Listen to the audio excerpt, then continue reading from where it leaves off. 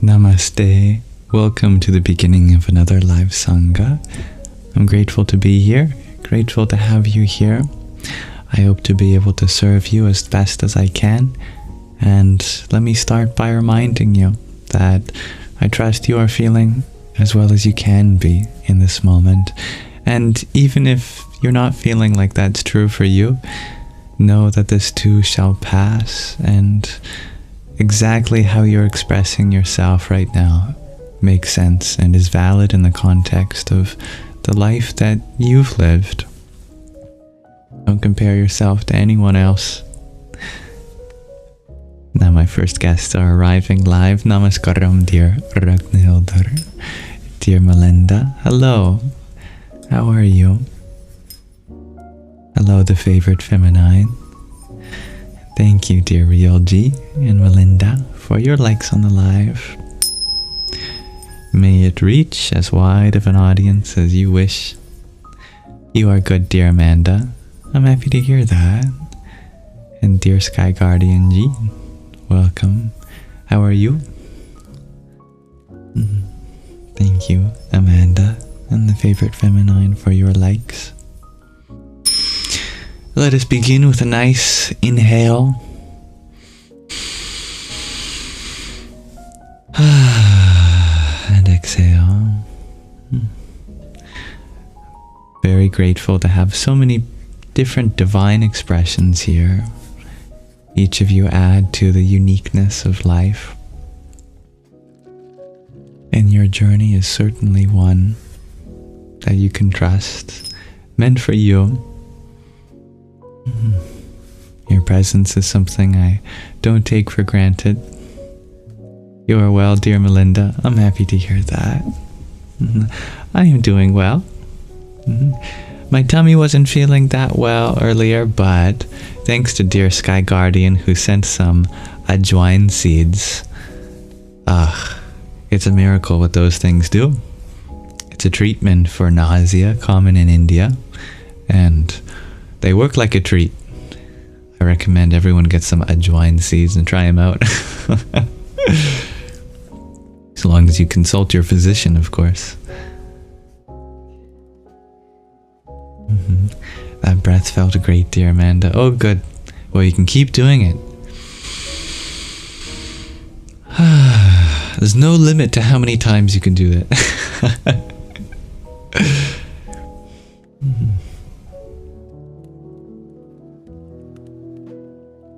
I trust everyone is well on their way in their healing journeys.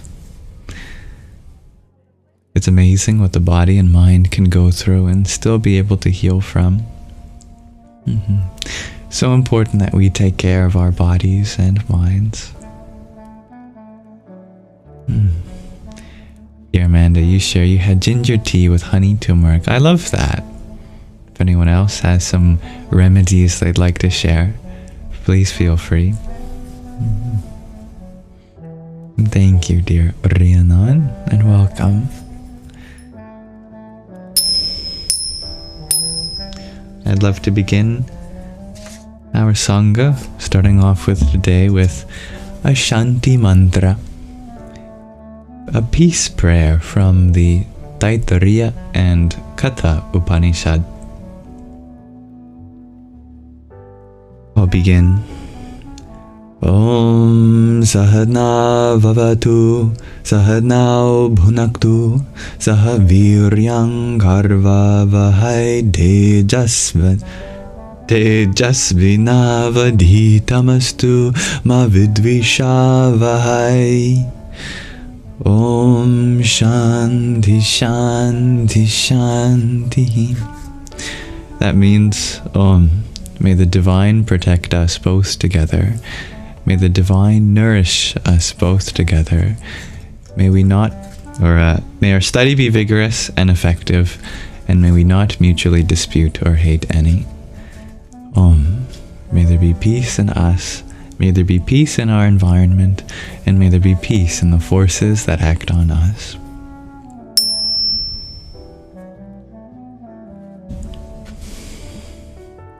Dear Melinda, Amanda, you're wondering if I can put in chat what Sky Guardian sent me.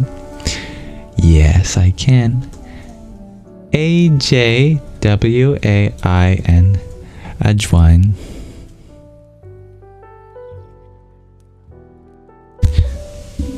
They're often called seeds, but I think technically they're fruit. It's just really, really tiny fruit. Dear Ragnhildur, you ask, what are the forces that act on us? In the Shanti mantra? That's a great question. You may have heard it translated in another way, which is, may there be peace in the forces that act through us. In other words, they're our actions. The forces that act on us is a way of reminding ourselves of two things. One, that we are really just carrying out the work of the universe, of the source. We are instruments or vehicles in that sense. So higher forces act on us or through us in that way. And the second thing, of course, it reminds us is for there to be peace in the way we carry out those forces. We are all interconnected in this universe, and there's no such thing as my life versus your life. There is only the life we all share. And just like instruments, the song is carried not from the instrument, but through it. And the song of the universe sings through all of us. We have to make sure that our instruments are tuned properly and harmonizing with each other. If anyone has more questions on that, I'd be happy to answer. Hello, dear little black muse. How are you feeling? So vital that we harmonize and tune ourselves. Otherwise, the music that comes out of us might not sound that good.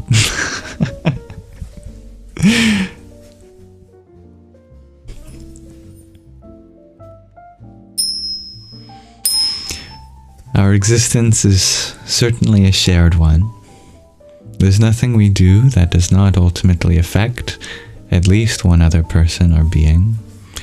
Even in our own privacy, that creates vibrations that carry with us for our interactions in the future and around the world. Dear Amanda, you share that it helps with weight loss too. That's fascinating.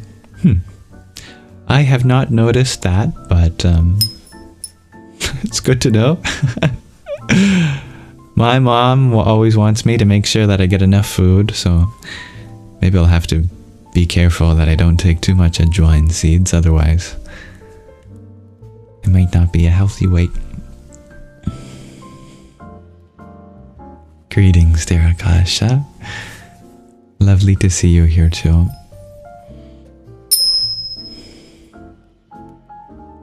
No vibration can ever truly be contained.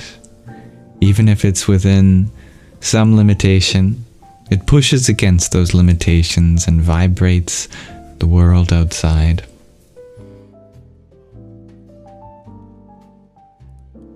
It's important that we balance our remedies, not relying too much on them, but also not forgetting the importance of the wisdom that our ancestors carried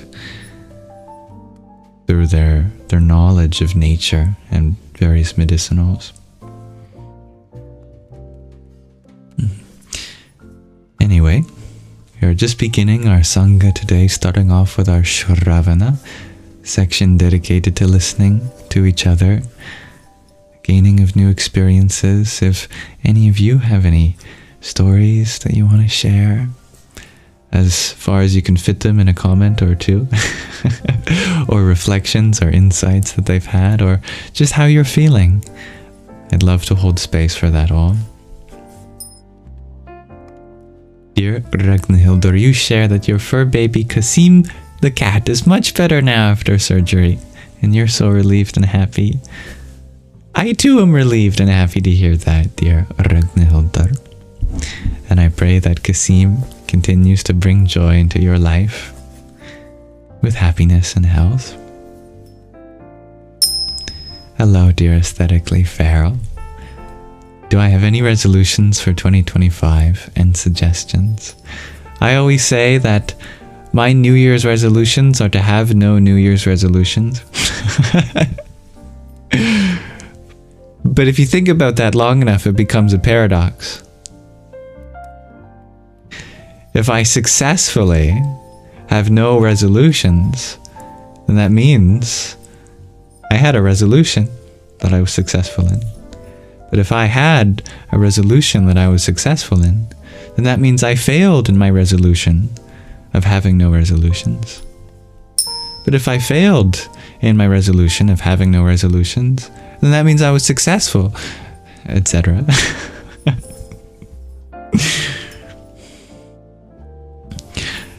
I don't really have resolutions for the year. My mind doesn't really work on year scales. I really think at the most, day by day, that I have a resolution that I set every morning for myself. You know, what do I want to do today? What do I want to work towards today? Work towards humility, work towards kindness, work towards patience, things like that.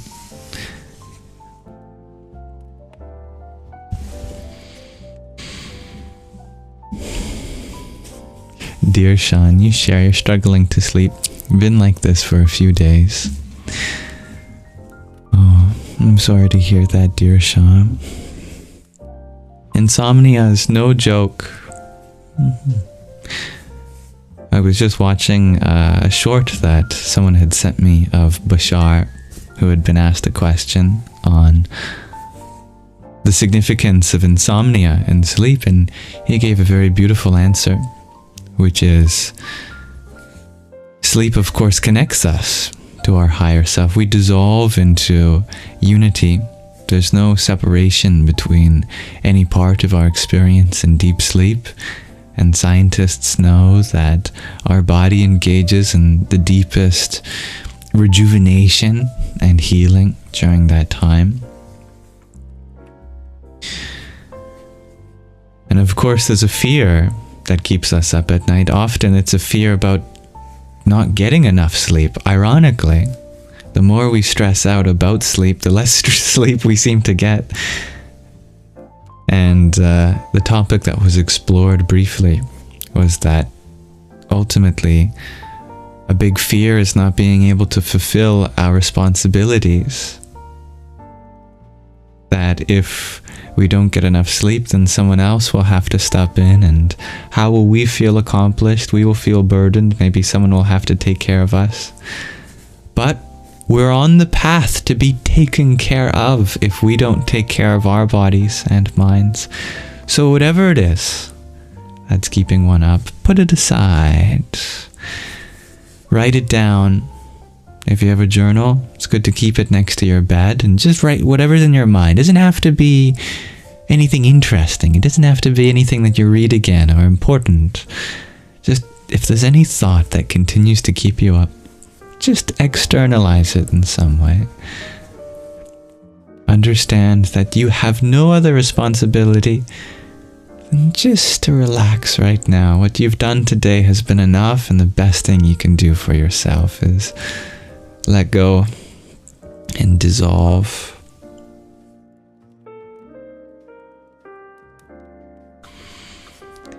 Radhe Radhe, dear Miyananda.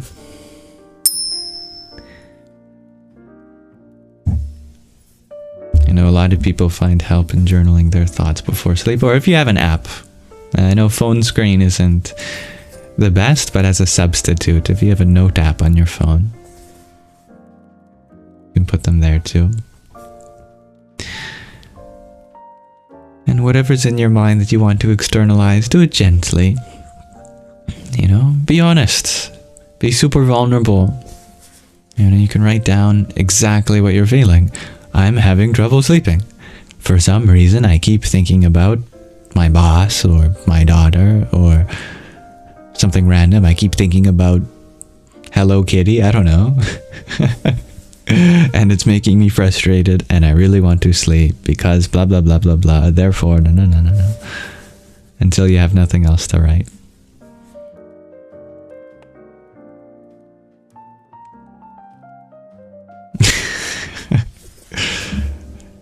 I see you've written my name backwards, dear Sky Guardian.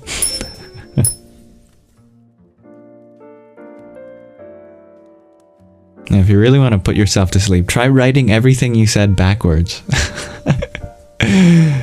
Your mind will go, I don't want to do this. Now I definitely would rather be sleeping.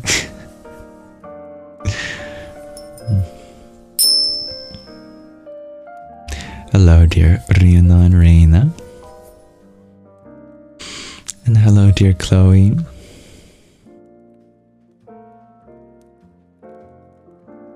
Of course, dear Sean. Rina and Reina, you share sleep definitely hits the spot when we start approaching it like a welcome treat. I like that.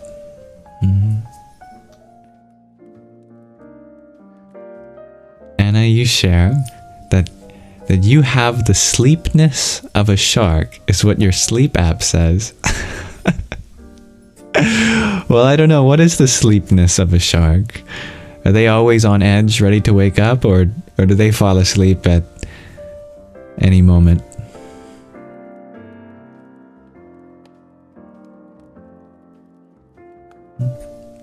Yeah, you laugh when I said hello, kitty. But truly, sometimes the most random thing can just be in our mind. We could be just thinking about a word. Jeopardy.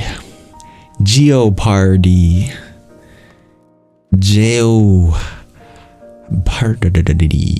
You know? The mind just repeats a random thing sometimes. And it's like, go to sleep. Why? Why are you thinking about cupcakes dancing in the moonlight? Why? What is this? Hello, dear gods to love. Welcome, dear Chastity. You had asked what my thoughts are on schizophrenia. Well, I have love for everyone, including people who might be on the schizoaffective spectrum. I certainly have a long way to go in understanding what that means. I'm not a licensed psychiatrist. I couldn't tell you exactly what it entails. But I know that with love and care, that many of these things that we deal with in our minds can find not just a way to not be an obstacle in our life, but even be a gift in some ways. I know that there are many cases in history of people with very similar traits as many people who are schizoaffective, but treated as divine seers, visionaries. And if you can cultivate a kind of reverence for the unique sensitivity that they have, I think that can really change the experience for them as well, and not just the experience of the people around them and the stigmatization. But love transcends all experiences, no matter what is going on for each person. Love will always be a bonus. Love will always be a help.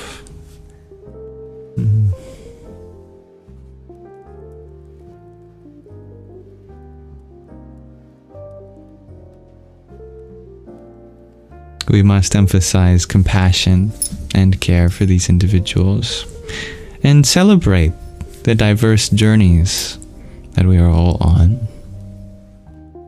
Everyone has the capacity to live a happy life.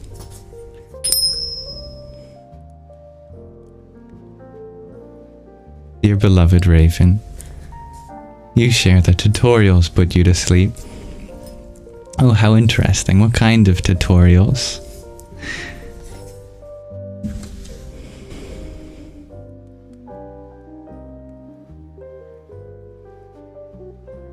I love that, dear Giselle. You share the true religion is that in the name of our Father we do good deeds to the poor and helpless. Religion of love, of selfless service. Dear Anna, you have elaborated on the shark sleepness. They shut down only one side of the brain while sleeping, which means they never really sleep. How fascinating. Wow. That's really interesting. I wonder what that means for the lateralization of various parts of our brain. You know, people say that a lot of the faculties of our brain have a favorite side to be on. Like when one is engaging in creativity, for example, oftentimes the left side of the brain lights up primarily, or if you're engaging in something more logical, the right side.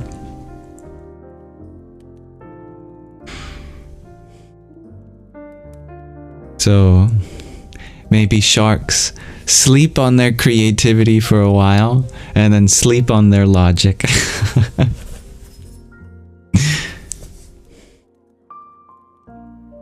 You've got a great memory, dear Val. We were talking about Hello Kitty the other night. And there's a lot of characters in the Sanrio universe, that's true. You love yourself, dear beloved Raven. I'm so happy to hear that. You really are beloved. The brain is so fascinating. Alas, it is a myth that any one of us are left brain or right brained in particular. We all have the ability to be both creative and logic, and truly at the heart of creativity is a deep and beautiful logic, and at the heart of logic is a deep and beautiful creativity. Just like yin and yang.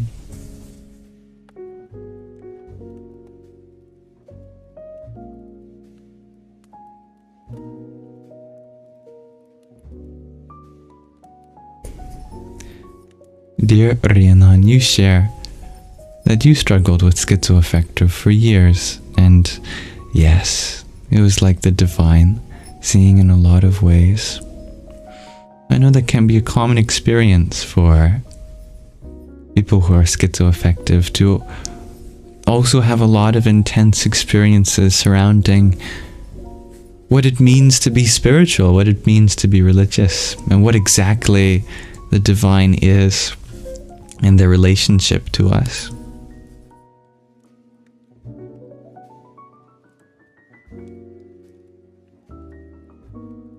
Hello, dear UK history. Beloved Raven, you like to fall asleep to crochet and bookmaking tutorials. I like that.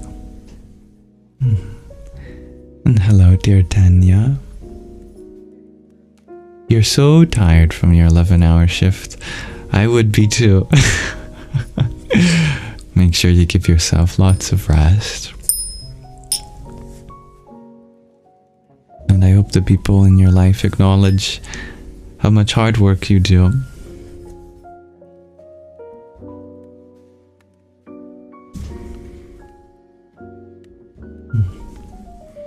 And thank you for the follow, dear Mystical Ice.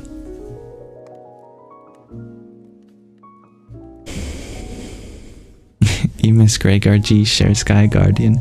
I miss Gregard G too.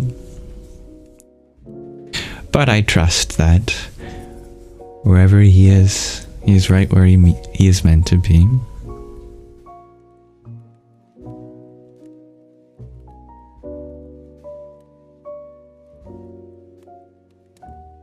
I hope you all have people in your life that recognize the hard work that you do, that it goes unnoticed.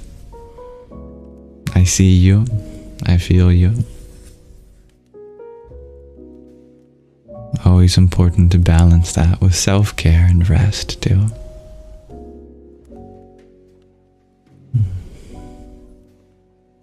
Did I have a good Christmas? Asks Tanya.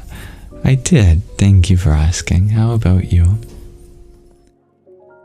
Dear Valley Wings, you ask, how do I feel about true crime media? Well, in my personal life, I grew up watching a lot of it because my father is fascinated by it, and he's really curious about the way that the mind works. But after years, it actually started to get to me, and it actually started to traumatize me, and it really added to a lot of fear. We have this morbid fascination, which is not a bad thing at all, because understanding the dark parts of life is very beautiful and helpful, and the human mind is so interesting. It makes sense to explore it. But I think it can really get to our subconscious, and when we fill it with stories without resolutions, people who are not to be trusted and take advantage of others, if we fill it with violence and stories of betrayal and deceit, then I think we naturally start to become scared in a lot of ways, and I was certainly like that. So, since then I've discovered ways to fulfill that need to understand the mind in other ways, like through meditation, for example, or through studying the minds of wonderful people.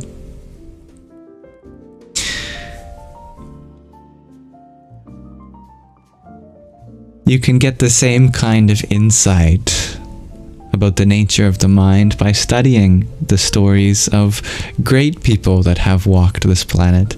And then, relative to that, we can ask questions about people who seem to lack some of those traits.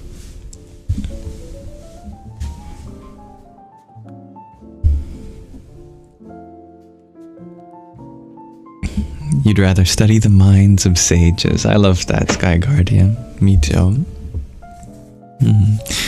You had to stop watching Criminal Minds, dear Melinda. You got too paranoid. I relate to that.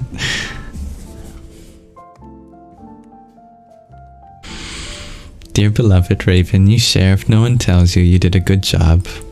You tell yourself. I love that. As you should. Thank you, dear Dob Darker, for your heart me. Om Namo Buddhaya.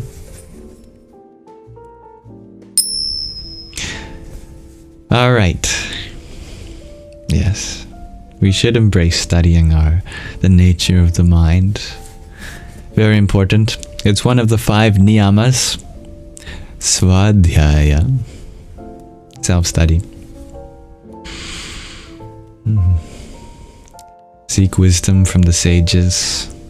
Fill our lives with stories of hope, positivity. That's what the world needs right now. Speaking of such stories, let us read from another section of Moksha, which certainly has its dark parts, but it also has its resolutions and wisdom that can help us through these dark times. Let's see where we left off last time. We were getting a lesson from Miss Nandi, the Sanskrit teacher of our protagonist, and the person who was letting our protagonist stay at Om Depot, the bookstore. The lesson was about the ultimate identity between ourself and the universe, Atma and Brahman, between consciousness, individual consciousness, and universal consciousness. Thank you, dear mystical ice, for your rose. Om Namah Shivaya. And I love that, dear beloved Raven. As far as studying our brains, we are still more than the sum of our parts. How Gestalt. Lovely. We are very close to ending this book, only a few chapters left. This is the 16th chapter. In the final part, part 4. May this reading relax your mind and awaken your heart. Namaste, Anazek. It was only much later that I was able to link the 4 successive and faultlessly executed events. The first was common enough. An explosion at a grain warehouse. If you remember, there were some unfortunate events throughout the story so far, seemingly disparate.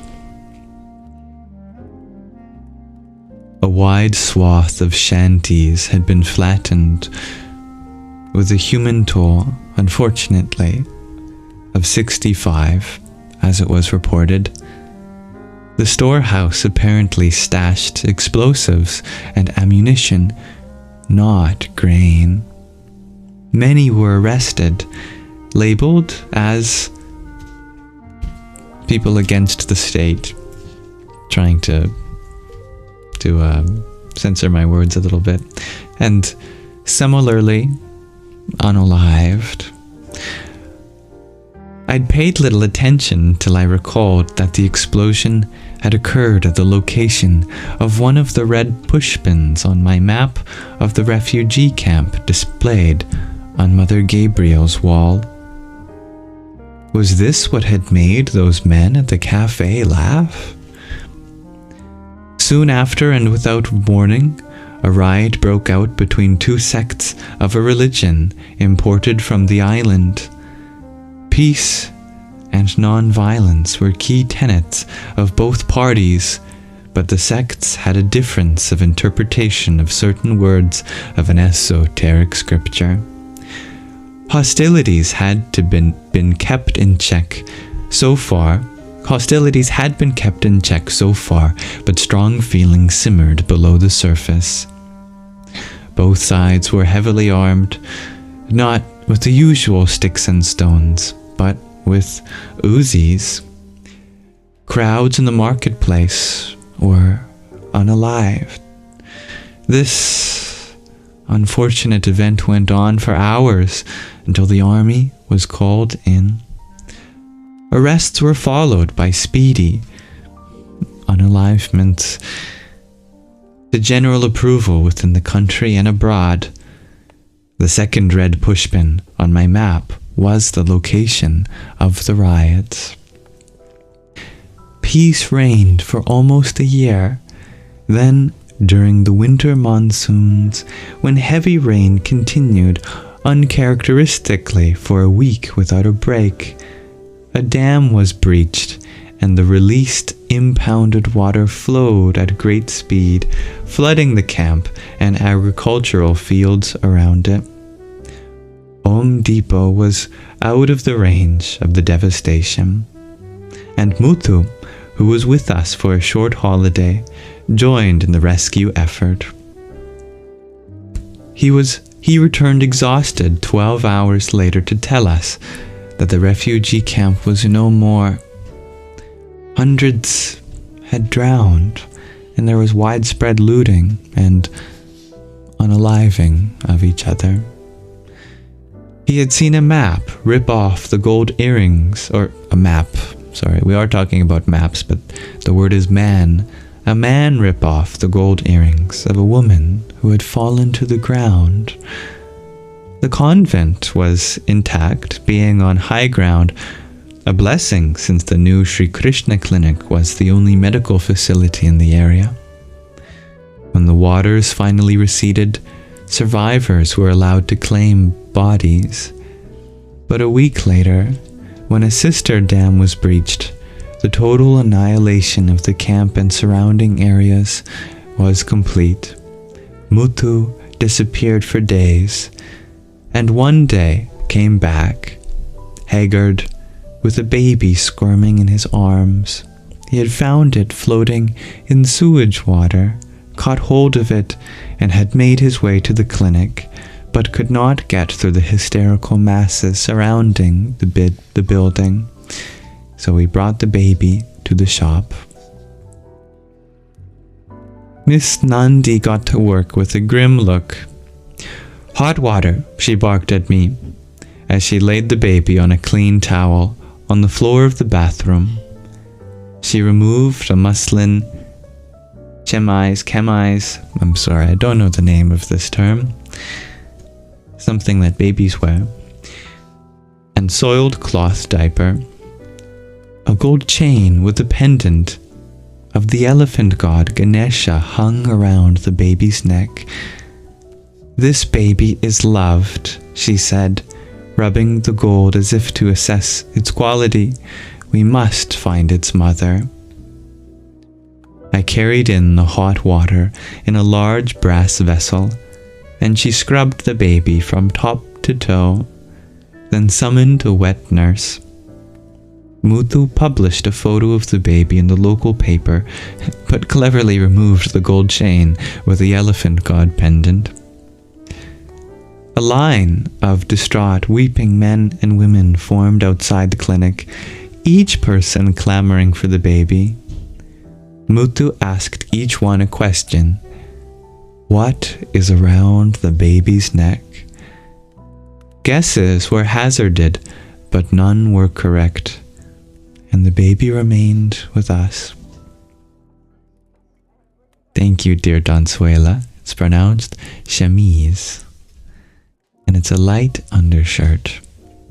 Ah, I remember wearing those, yes. Thank you. Months went by. The refugee campsite was cleared, and a chain-link fence topped with razor wire was erected along its uneven boundaries. Muthu returned to his job in Chennai. Miss Nandi, barely aware of his departure, became obsessed with the care of the baby, whom she started calling Ganesha. She spent every waking hour dressing him in fanciful clothes she picked up in the market, prattled at him in a most absurd manner, and hired a cook to make him nourishing baby food. She had him fully checked by several doctors, offering her own opinions and instructions. The baby was in good health, was the unanimous conclusion. The submersion in sewage water had thankfully left no mark. With Miss Nandi jealously guarding him, I had little to do with little Ganesha, who seemed to be thriving. However, when he developed colic and howled all night, Miss Nandi cleverly shoehorned his cot into my curtain space, and it was I who woke up at 3 a.m. to his bawling, and it was I who changed him, rocked him, and consoled him. I sang him lullabies, Hush Little Baby, Alouette, Twinkle Twinkle Little Star, and he would soon coo and smile and giggle. He must miss the smell of his mother, I thought, and held him close. One morning, I introduced myself to him. I am that little girl who sat by her mother and played the piano, and I am this woman who sings. I exist. Eternally I shine. I illuminate all my thoughts and emotions. I am by nature beloved. Like a mote of dust in the eye that is foreign to the eye and does not belong, so is suffering to me. The source of my joy in rocking you, little Ganesha, is not from your cooing, your giggles, your beauty, but is me.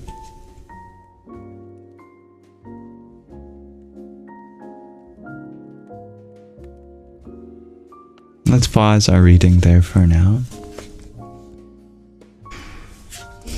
Thank you for listening. Well, the symbolism is not lost on me, with our protagonist secretly Oma, consort of Shiva, and Ganesha, famously being a kind of adopted son of Shiva and Parvati, another name for Uma. It seems as though there's another divine incarnation in our story thus far.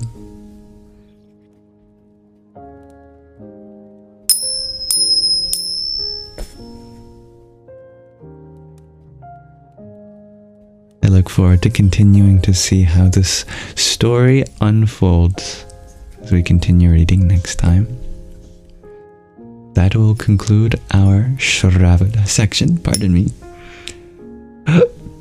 And we'll transition now to our Manana section, dedicated to Q&A, and my attention can return to discussing anything in our hearts and minds.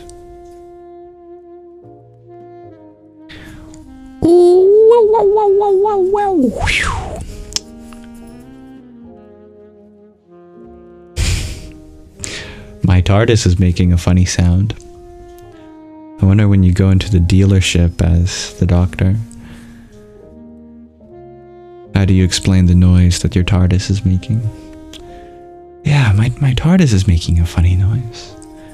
Before it used to go whoosh, whoosh, whoosh, whoosh, whoosh, whoosh, whoosh.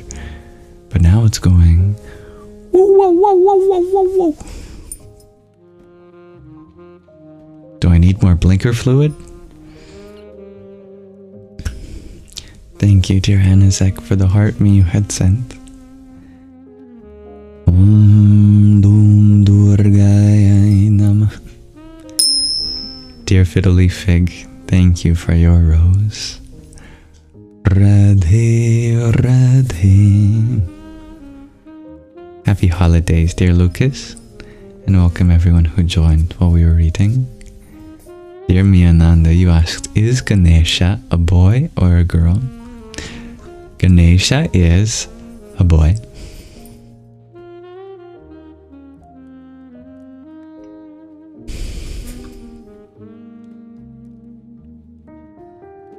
Fiddly figure wondering if I'm wearing a pineapple shirt. That's right.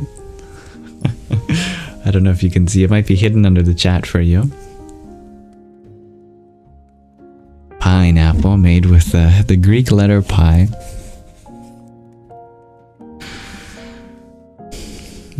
Welcome, dear. I love yourself. Thank you for sending everyone tons of positive energy. And the reminder to remember to take care of our mental health. Hello, dear G. I'll start a timer to see how long you stay awake tonight. See if you can make it past 15 minutes. Thank you for sending virtual kisses and hugs to us here. X's and O's back to you. If anyone wants to share anything of their own, please feel free to. Or any questions they might have on anything. I can't promise to know the answers to anything. As far as I know nothing. But I know that nothing is the best thing to know. And I hope to explore our inquiries together. Mental health is so important, dear Amanda. The more we take care of the things higher up on the hierarchy of life, from consciousness sense of self, intellect, mind, senses, body, and world. Everything beneath that gets taken care of too. For example, a healthy mind will make healthy decisions for a healthy body.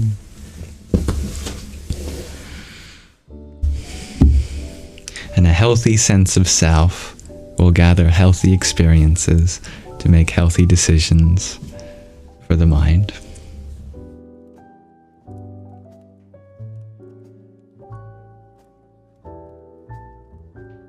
Oh, is that what you were talking about, Marcy? With the pies on my shirt, you weren't saying yippee, you were saying yippie. Well, just in time. Thank you, dear Code Man, for your heart me. And tiny yippie! Greetings, dear Camilla. Gee, you've been catching up with friends past couple of days. So tired at night. Oh, I'm happy to hear that. That's good. You hung out with a dear friend from Kamloops, BC. Oh, how lovely. Just over a year ago, I was living there in Kamloops for a month with a friend. That's when I decided to start live streaming again. I was in Kamloops.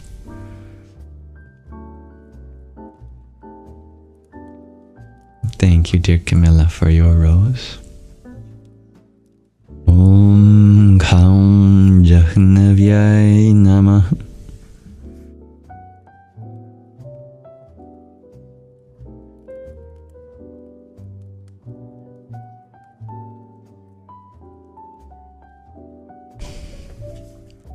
Alright, well, I have a question of the day for all of you. Today I wonder, if you were, or are, a collector, what would, or do, you collect? I have a fascination with collectors, personally.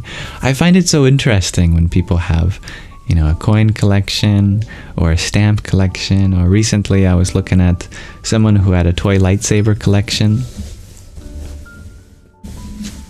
You would collect souls, dear UK history. Well, thankfully, you cannot take what is formless, invisible, and unattached. It's a good security mechanism to be made up of nothing you can grab. It's hard to steal empty space. You can't just, no matter how hard you try, you can't just, it's just always there, You collect vampires, dear Andy. Now I am curious what that entails. You collect smiles, dear Miananda. I love that. You collect money, dear Sky Guardian. You're a money collector. I know that's not true because no matter what, you never expect me. You never accept anything I offer back to you.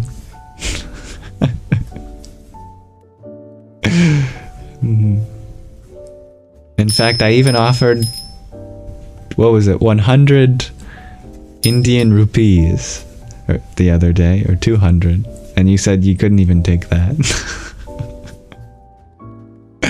So you're a bad money collector, Sky Guardian.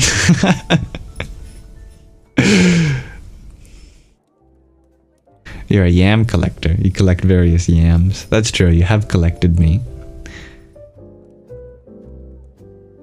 Dear Marcy, you share Beanie Babies. That is cute. I do find them really adorable. Books, probably, shares Michelle. Knowledge. Dansuela, you collect strange lamps. Oh, well, I'd love to see some of your strange lamps. Please illuminate me.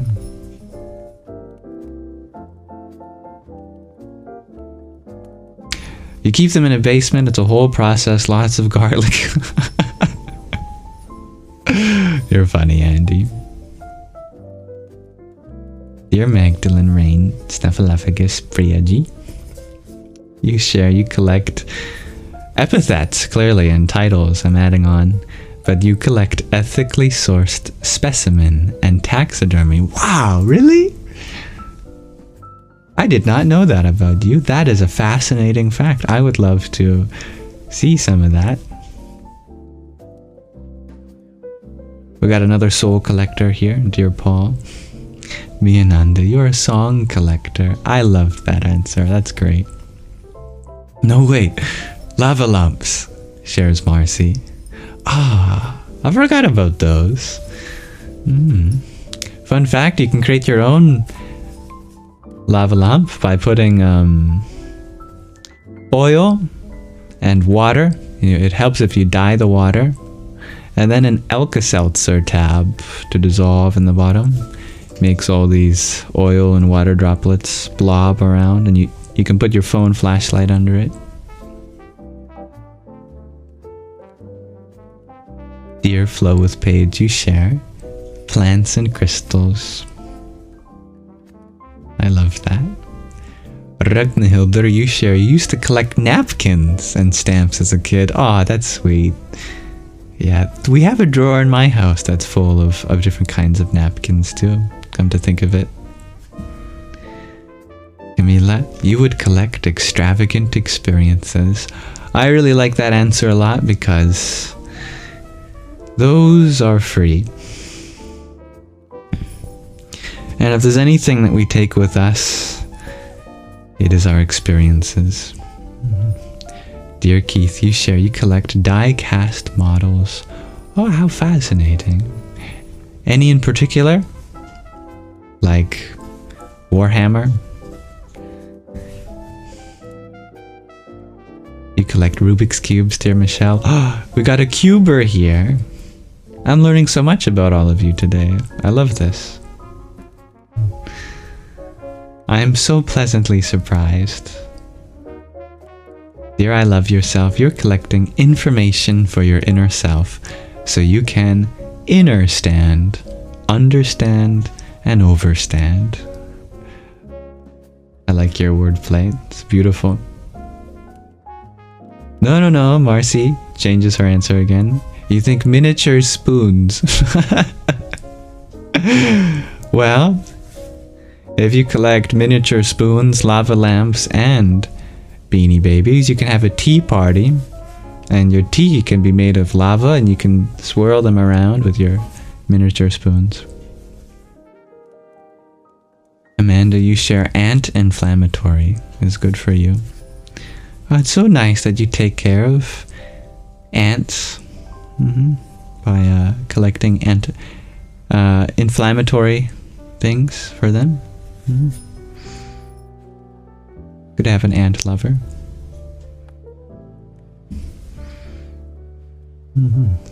You'd be happy to share in the Discord, dear Magdalene. Please do. I'm so curious. Dear DLP, deliciously lovely person. Lovely. Deliciously lovely person. You collect the OG Bakugan toys. They were your childhood. Ah, I remember those. I had a few. You collect crystals, dear Isabella. Dear Paige, you also collect cards from birthdays and holidays from loved ones. Yeah, it's a tricky thing. What do you do with those? It doesn't seem right to recycle their cards. Yeah. Keith, you collect Fast and Furious die-cast cars. Oh, I love that. That's cool. Do you paint them too? Dear Michelle, you think you have about 10 Rubik's Cubes, so your collection isn't that big. Well, for most people, that's more than what they have. Is it all 3x3s, or do you have other kinds? You have Pyramixes, or 2x2s, 4x4s, Mega Mixes. Movie ticket stub, shares G. I love that. Reminder of an experience. I just heard the cutest meow outside my door. Let me see if there's a meow meow wanting to say hi to you all.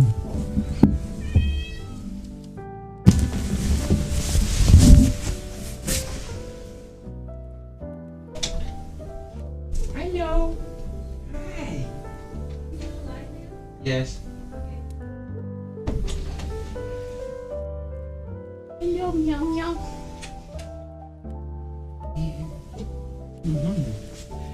You guess which cat it is today?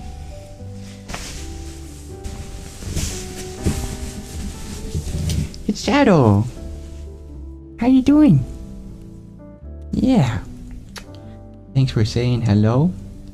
Looking very wise as always. Do you know how many people love you on the internet? You are loved by dozens. Dozens, I say. And they would all kiss your forehead and play with you and give you treats. What you looking at? Something.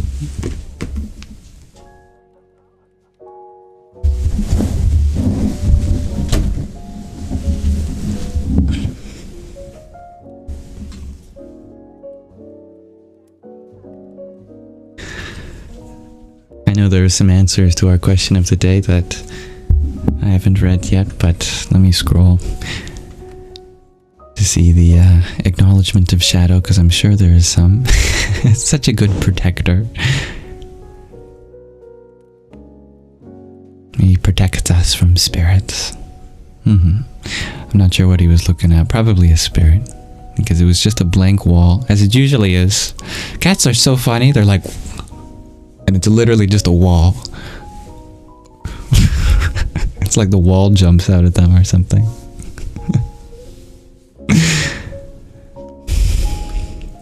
Give him cheeseburger. I did for Christmas. I got him some dried, what's it called? Little tiny fish sardines. I got him some dried sardines, and he liked them. All right, let me scroll back up to see some of the other answers.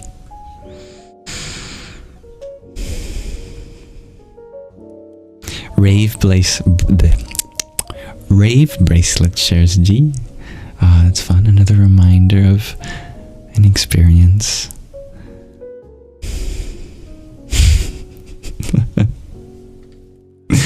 Dear Mia Ananda, you also collect yoga mats and meditation pillows. I like that. Dear Herbalistic Advice, you collect herbal medicine? Well, your username checks out. Anazek, you collect music plates and books.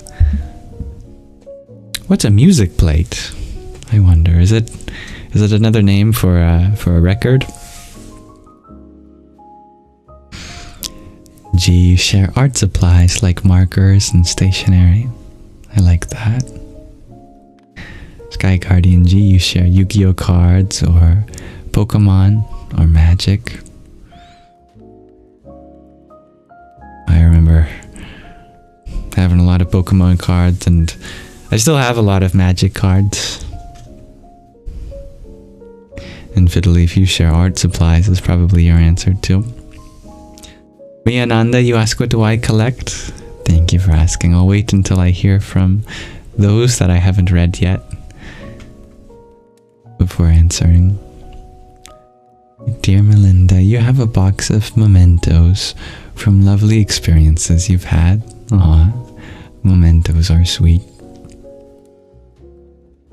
Chloe, you collect Hard Rock Cafe shirts. Fascinating. What is a Hard Rock Cafe?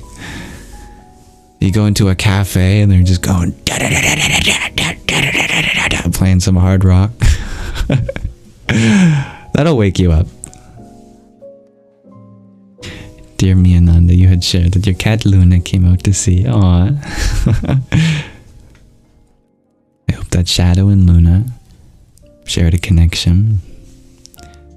Valley Wings, you have a friend to collect quotes from all the people she's known. You found that pretty inspiring. I love that. Yeah. I also have been known to write down some things that people share with me that make me smile. Usually it's a ridiculous thing. something really funny. Rather than an inspirational quote, but quotes nonetheless that bring me joy. Dear Hybrid Jen, you think feathers. I love that. Your brother collected Yu-Gi-Oh cards, dear Chloe, and Pokemon. You share it's a pretty popular tourist restaurant in some states. Fascinating. Oh, well, you've taught me something new that exists. Dear Nick, you share you collect movies, rocks, Mountain Dew cans, and bottles and books. How fun. Sky Guardian, you collect fat and you need to stop collecting and lose it.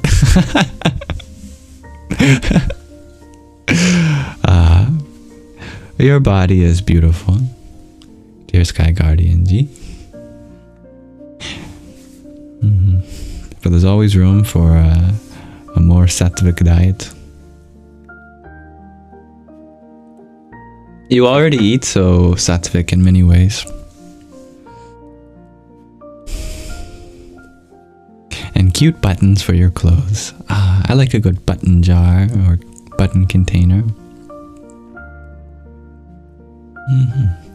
But there aren't any hard rock cafes in your state, but you've been to some in Memphis, New Orleans, etc. Cool. And good night, dear Chloe. Oh, I really like these answers. I'm learning so much about you all. I didn't expect it to be such a revealing question. Thank you, dear Isabella, for the finger heart you had sent.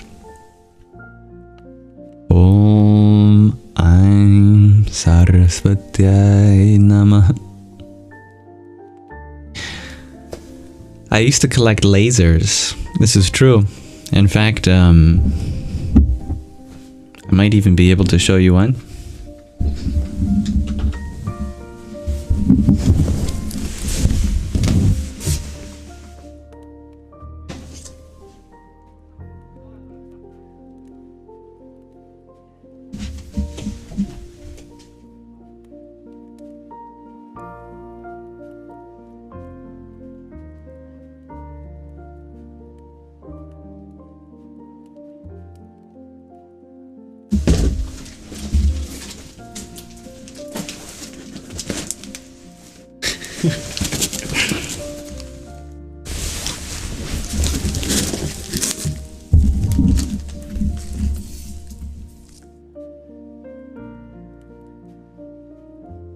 This is the most powerful laser that I ever purchased. So, if I remember correctly, a laser pointer for your cat, for example, or for presentations would be something like a milliwatt. This would be like 100,000 times more powerful than that. It's called a CO2 laser. And it looks like something out of Ghostbusters. Instead of 1 milliwatt, it's 100,000 milliwatts. In other words, 100 watts. This laser could cut a tree in half from a distance. And the scariest part of it is you wouldn't be able to see it because it's an infrared laser. So it's invisible to the eye. You just see a tree start burning like a lightsaber cut going through it. I never actually had a power supply to run it because it outputs 100 watts, but it inputs like thousands of watts. This is the closest thing I have to a lightsaber. Anyway, that my mad scientist days are behind me, but I still have this thing. I do have another laser here. This is not as powerful. It's like 100 times less powerful, but still 1,000 times more powerful than a cat laser pointer. And even if the reflection catches my eye, I will go permanently blind with this, assuming it has batteries in it. So I have to close my eyes. I don't know how it will look for you. But in the dark, you can see a whole beam. Maybe if I turn off the light.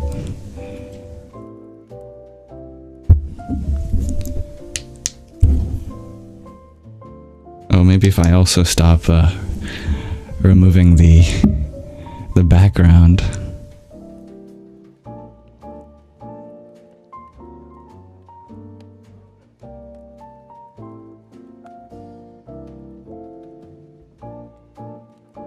Let's see. There's already blue light.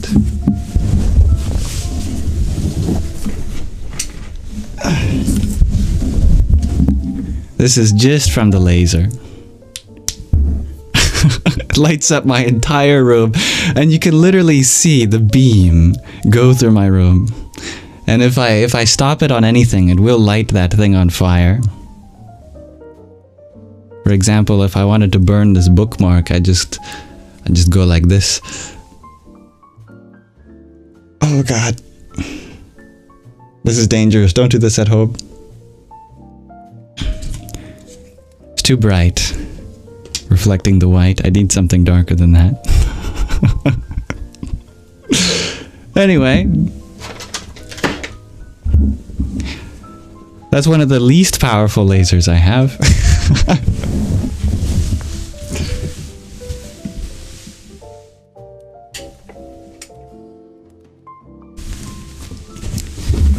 But that one's portable. That one's really nice is because if you want to point to a star, you can just do that. If you say, do you see that star over there? And they go, no, which one? You can just turn it on and the beam goes all the way through the atmosphere and you can point exactly at the star. Pretty cool. You collect lamps, dear Donsuela, but I collect all the photons. That's right. Alright, some other answers.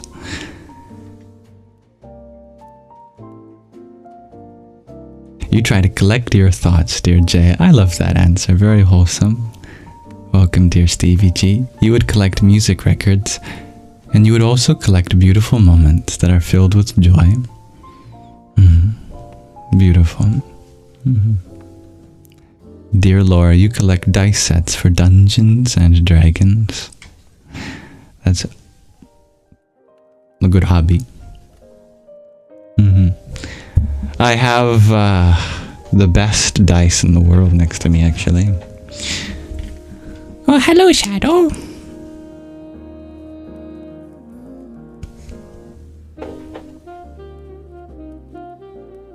Hi. Hello. These are not numbered die, but these are dice that hold the secret to the structure of Sanskrit sounds. Each of these 5 dice represents one of the 5 elements, and each of their axes represents one of the 3 energies of creation, preservation, destruction. Hello, lovely Shadow. So nice to have you here. Let me zoom out so you can be seen.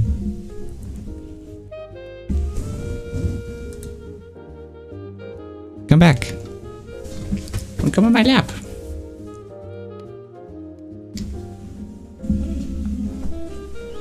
Hi. You never do this. What you doing? He never lays on my lap. Are you in a good mood today, huh? I love you.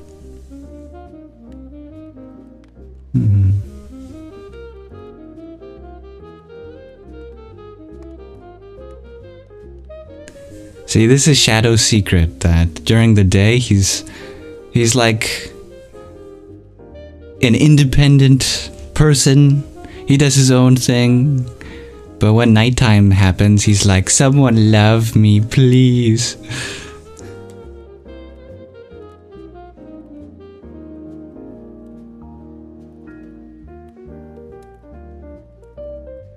You're so lovely.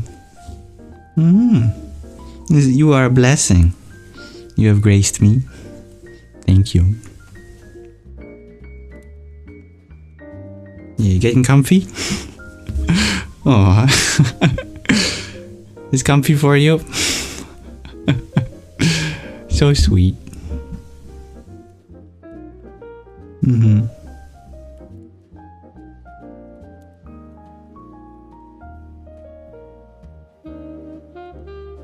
You're purring too. He almost never purrs, which is really interesting about him.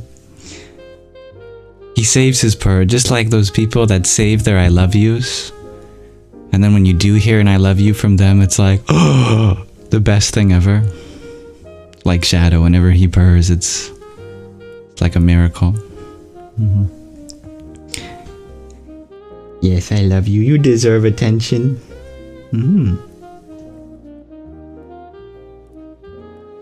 But you're taking my attention away from the lovely people in the chat.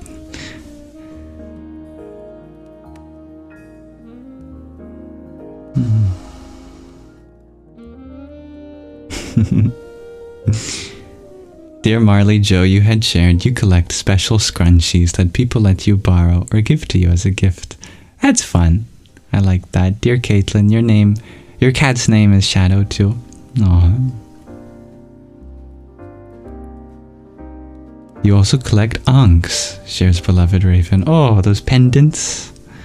Representative of something you'll have to remind me of in Egypt. You're in such a good mood, huh? Shadow is very sattvic at the moment. Jizu, if you could, you'd collect tuning forks. Oh, those are pretty cool. Yeah. Ankhs as well. And tuning bowls. How interesting. Dear Brave Bella, you collect vinyls and Snoopy everything. Just like your profile picture. That's sweet. Do you have a Snoopy vinyl? Do you have a Charlie Brown vinyl?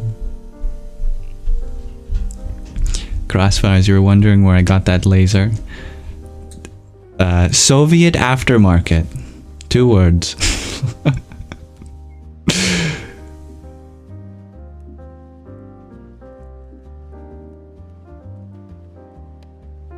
It's also where I bought a yttrium crystal for use in lasers.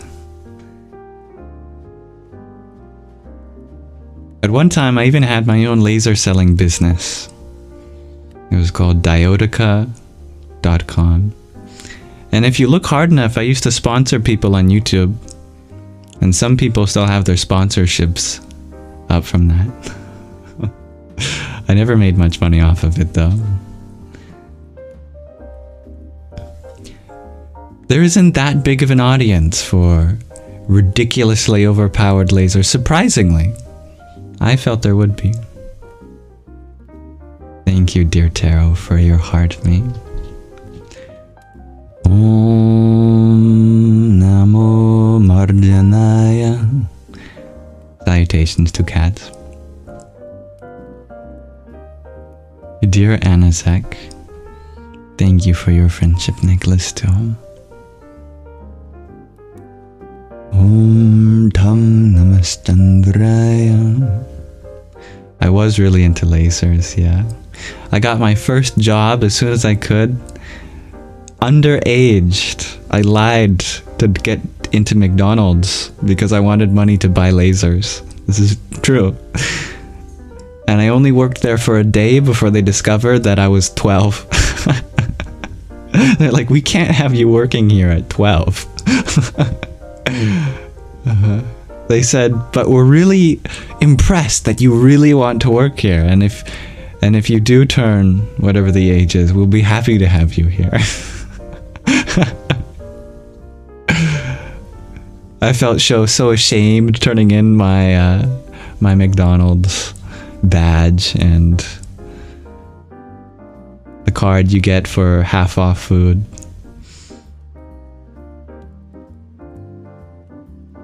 Dear Brave Bella, you ask where should you find me if TikTok goes down? In your heart. Hopefully. If I've made a good impression on you. Now you can join the Discord server. Linked in my link tree. And of course I will explore other options to stream for my audience in America.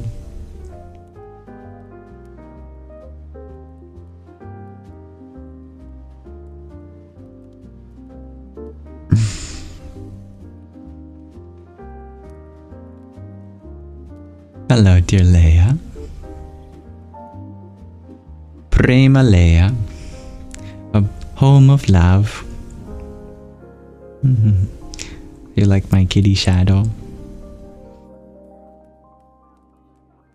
Reminds you of Porter. I like that name. Dear Jay, you shared Jupiter was very bright last week. You would have pointed the laser at the Jupiterites. That is a great idea. I did see Jupiter not too long ago when it was out.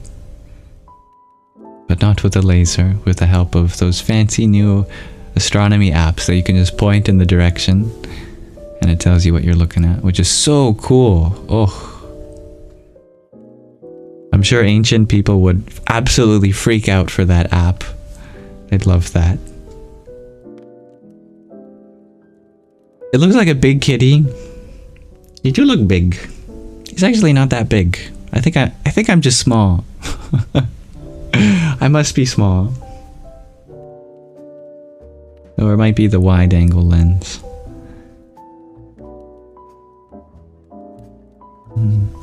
Yeah, the only other time he's ever crawled on me is when I was crying. I was really sad one time, crying, and he came and just sat on my lap and started purring. So this is new.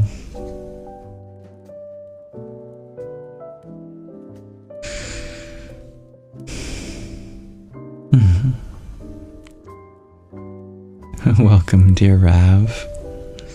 Namaste. Many wishes for peace to you and your wife. Alright, I think we had a great time exploring this question of the day. I'm going to minimize it there for now. But if you have any more additions, you are always welcome to share your thoughts with me.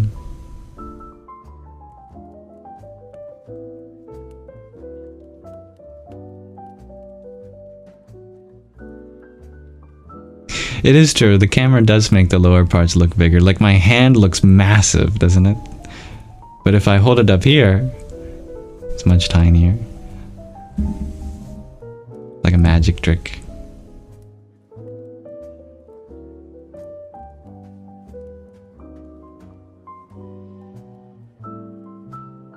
Like Greenland on a map. Greenland looks huge. Like the size of South America, but it's really not as big. And your cat never does this either, dear Miananda. Shadow is giving you hope. You hear that? You're giving other cat owners hope? Oh, I shouldn't say cat owner, that's right. No one owns you. If anything, you own me.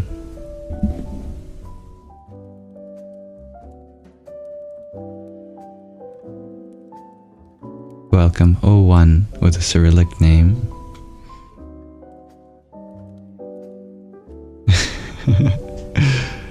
Shadow is very real, but it's very unusual for him to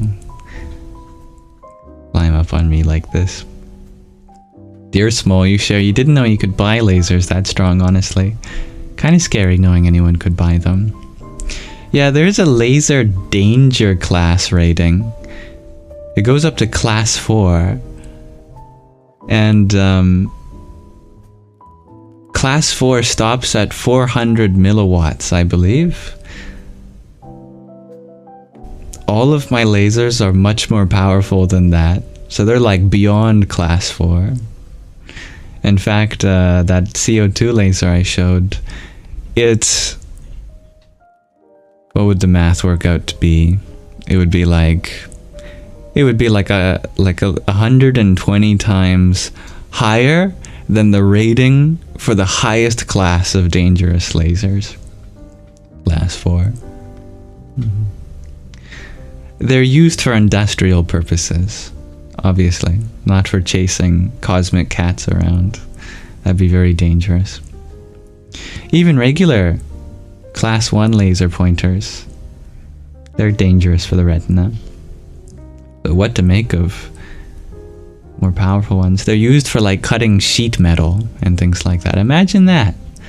Just using light to cut a piece of metal in half. That's pretty cool. Light's powerful.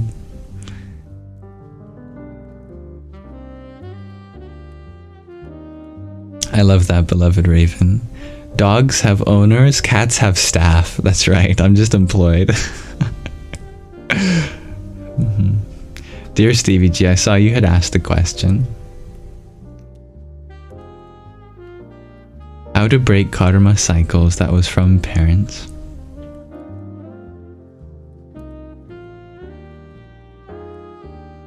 Consider the flow of action from one person to another.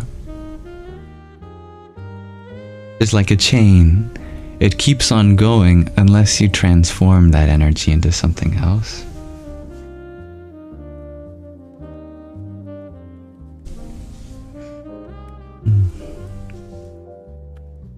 That if someone gets upset at another person, and then that other person treats that energy like a hot potato, and then throws it to the next person, and then that person treats it like a hot potato and gets upset at another person. If we keep passing the hot potato, then no one eats it. Or no one blows on it. Now the analogy doesn't quite work here, because a hot potato eventually cools down naturally. But karmic cycles do not. They remain hot until we do something with it. So we have to be strong enough to be able to carry that hot potato in our hands, to blow on it, and then to discover that actually this can be a source of nutrition, in this case spiritual wisdom, nutrition for the mind. Take that raw experience, and instead of trying to get rid of it, because that would be like continuing the hot potato game, hold on to that and transform that energy. Transform the fear into understanding, that anger into passion, the wounds into empathy, into vulnerability. This is one precious donut, aren't you? You're a lovely donut right now, Shadow. Perfectly round. Dear Karen, you share. If it's unusual for Shadow to do that, any idea why he's there tonight? Who knows? No idea. He's probably deeply sensitive to the emotions in the world and knew that being here would be just what is needed for this live stream tonight. Isn't that right? Yeah. Dear Michelle, you ask if I play Warhammer. I do not play Warhammer, but I had a friend who showed me how interesting and unique of a game it is, where you get to create your own armies and paint them, and there's all sorts of rules and strategizing for playing them, and you can even make your own maps for you to play. Really cool. I've never played it though.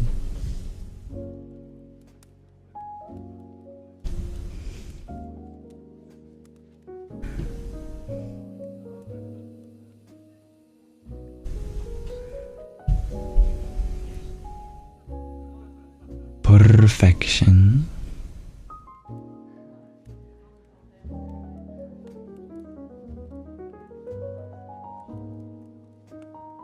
It is such an honor to have you here, dear Shadow. You are a sensitive soul, very wise. Probably going to be a human in the next life.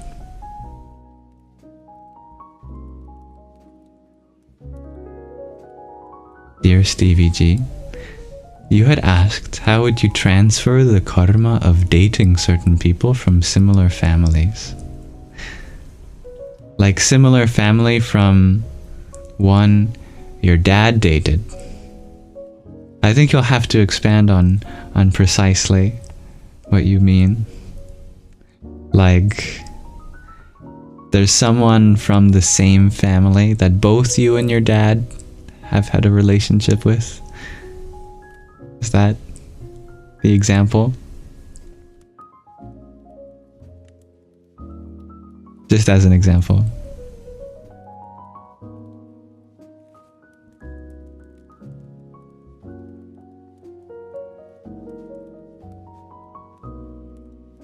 Dear beloved Raven, you share it's hard to find games that promote peace. Competitiveness is something associated with so many games. And competitiveness often brings out a sense of protectiveness, defense of resources, us versus them.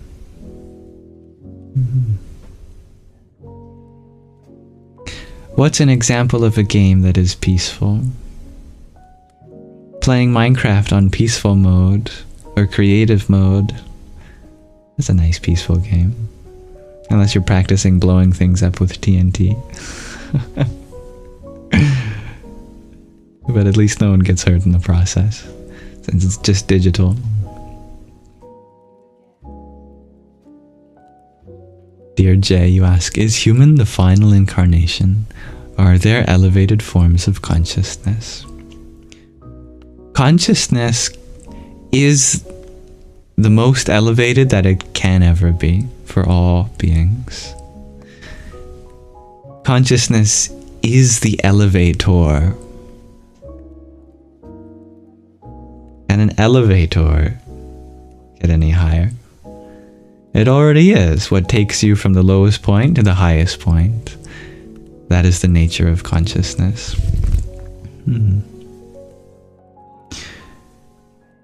No incarnation is necessarily final, but some have different faculties for different purposes. Animals are absolutely divine in their own way. But if there is going to be systematic change around the whole world, if we are going to usher in a worldwide sanctuary, that's a human responsibility for sure. Our faculties are especially attuned to tackle really big cosmic problems, like how we fit into the role of caretaker on this planet and in this universe. We have the ability as humans to engage in disciplines that allow us to elevate our minds. Our consciousness cannot be elevated, but our minds absolutely can be. And a human has the ability to elevate their mind, unlike any other.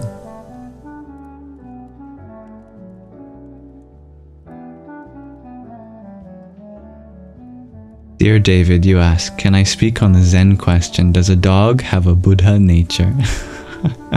I like that question. Absolutely. In fact, it's said that in one of the past incarnations of the Buddha, he was an animal, he was a deer.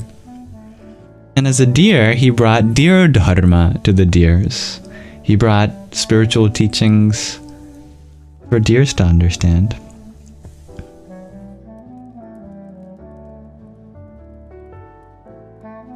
So if a deer can have a Buddha nature, why can't a dog?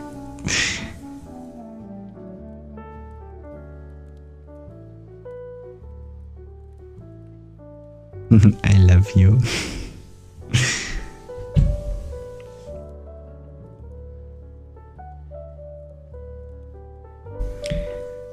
But the word Buddha in Sanskrit It's a very particular word. It comes from the verbal root budh, which means to awaken or to understand. And there's many derived forms from that, like bodhi, which means awakening, or buddhi, which means the faculty of awakening. In other words, the intellect. And a buddha is the awakened one. What is unique when it comes to buddh for humans is that our intellect has the ability to veto our mind. In other words, we have the ability to go against our nature, our instincts. We can decide that this thought is not me. We have the power to create our own karmas with an especially empowered buddhi, intellect.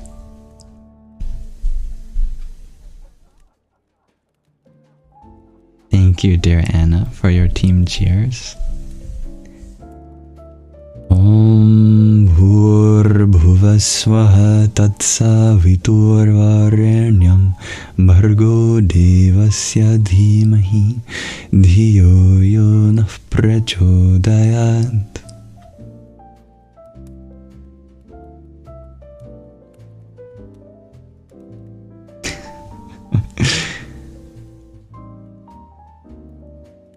Baby kitten thinks it's a human baby. Huh? Are you a human? Probably thinks that I'm just a big cat. Let me see your reply, dear Stevie G.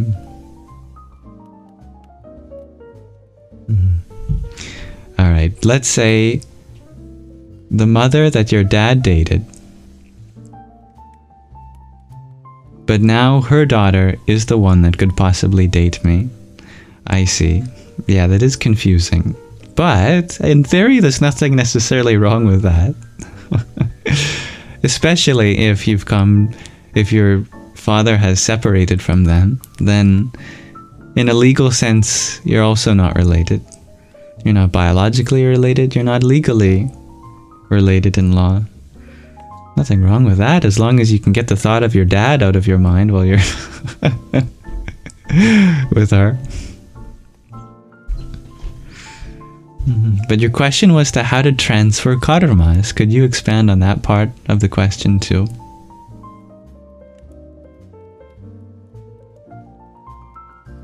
Dear Jizu, you ask, do I ever meditate with my cat? Oh, I love that question.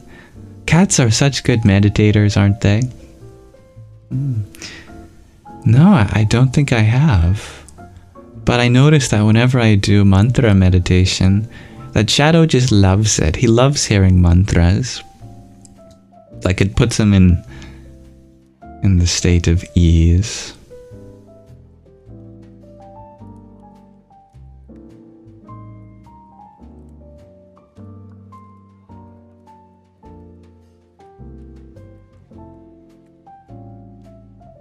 But how is that to be transmuted or transferred, dear Stevie G? Yes, I'm still uncertain. What is it that you feel you want to transmute? You just mean, how do you not do the same karma that your parents could pass on to you? Oh, I see. You're worried that just because your father, for example, could have a relationship with someone in that family, that means that you're destined for a similar experience. I don't make that connection personally. Who knows what could happen? It could be completely different. It could be more of a synchronicity than a cycle of karma. You are different people and you have different reasons.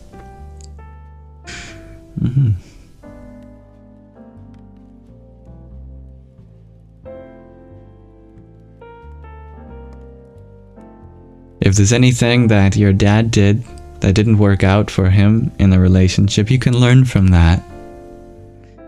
Maybe your dad learned the hard way that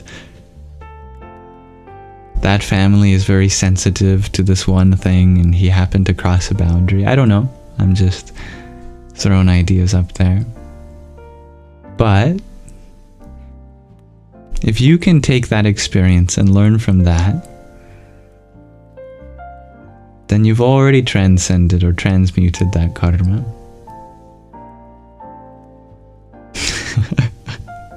Well, from what you experience, you beg to differ. Well, I don't know what you have experienced, dear Stevie G. It is said that a smart person learns from their own mistakes, but a wise person learns from others' mistakes. Learn from the lessons that your dad had, so that you don't have to go through the same ones yourself.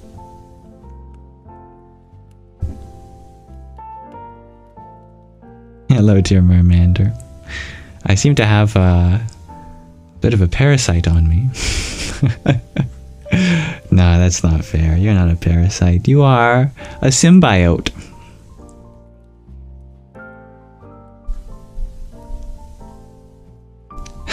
Hello, dear Scully. Why am I so far away? Can I hear you? It's difficult to hear you be so far away. I have the camera zoomed out to keep Shadow in frame in case you want to see him.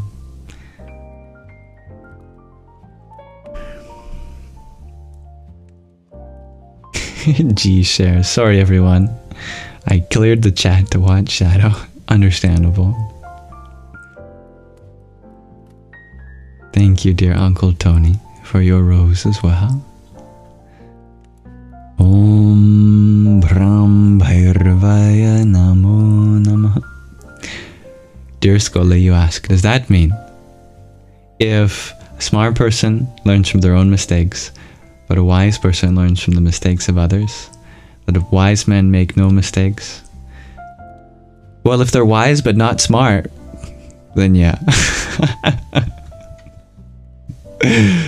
But if they're wise and smart, then they'll do both.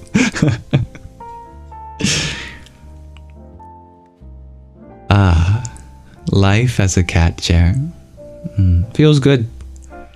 Feels purposeful. This is the best moment to be a cat chair because I have nowhere else to be.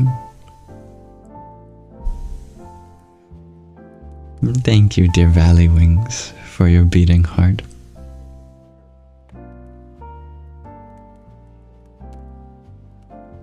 Om Sadhyo Jatam Prapadyami Sadhyo Jataya Vai Namo Namah Bhave Bhave Nati Bhave Bhavaswamam Bhavod Bhavaya Namah. You know the rule, when a cat sits on you, you can't get up until they get up.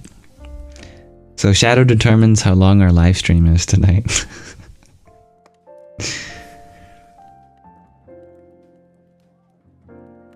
Kevin, you share. The cat is absorbing my lovely energy. That's why it's so relaxed. I think it might be the other way around. It's very grounding to have a cat on you. Hello, dear Beth.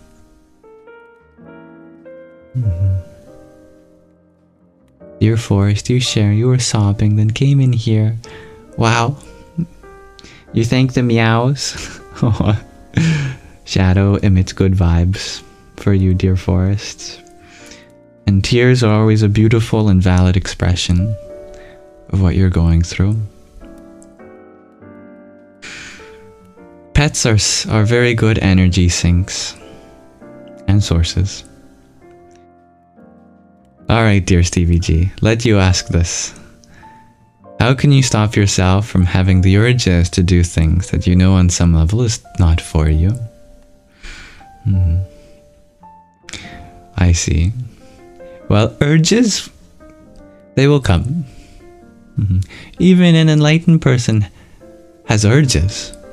The difference is that with spiritual knowledge, you can have tools at your disposal. You're pragmatic about it, that an urge has arisen. I understand this urge to be a reflection of my material nature and not a reflection of my true self. So, instead of pursuing this urge, I'm going to meditate on it. Or I'm going to journal about how it makes me feel. Or I'm going to talk about it with someone so that I can gain a deeper understanding of it. So instead of thinking about techniques to remove the fear from you, find techniques to remove yourself from the urge. Did I say fear? It works for both fear and urges.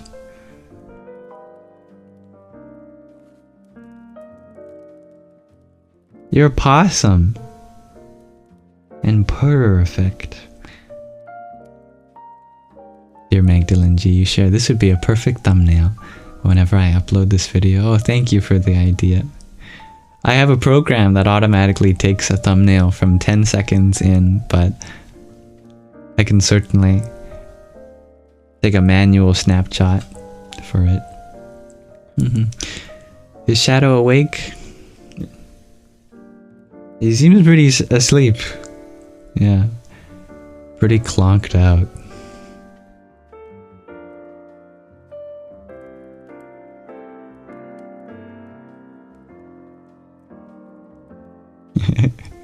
Dear Stevie G, you share that your friend had the same crazy rule. That if a cat's on you, you're not allowed to get up? I don't think it's crazy. I think it'd be crazy to do anything other than that. But you broke that rule all the time. Alas, they knew you loved them. As long as they know you love them, that's most important. Dear Forest, you like the deer before your name. It makes you feel safe. I'm honored that you find safety in this space. I hope to hold that information that you share with me in a high light, and make sure that I never forget the vulnerability that is here. Like dear, it's a term of endearment, literally. Dear Marmander, you ask if I can tell Shadow that you all love him. Shadow, the Sangha loves you. People on the internet, dear Mermander, who is a great caretaker of cats, like yourself, sends love to you.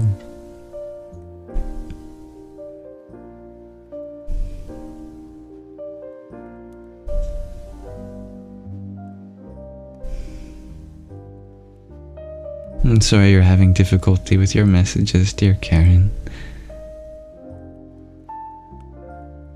I know it can be frustrating to have to rephrase your messages. I agree, dear Scully. Can one have a cat? You think the cats have us? You've quote-unquote had 3 cats, but you've never felt like their master.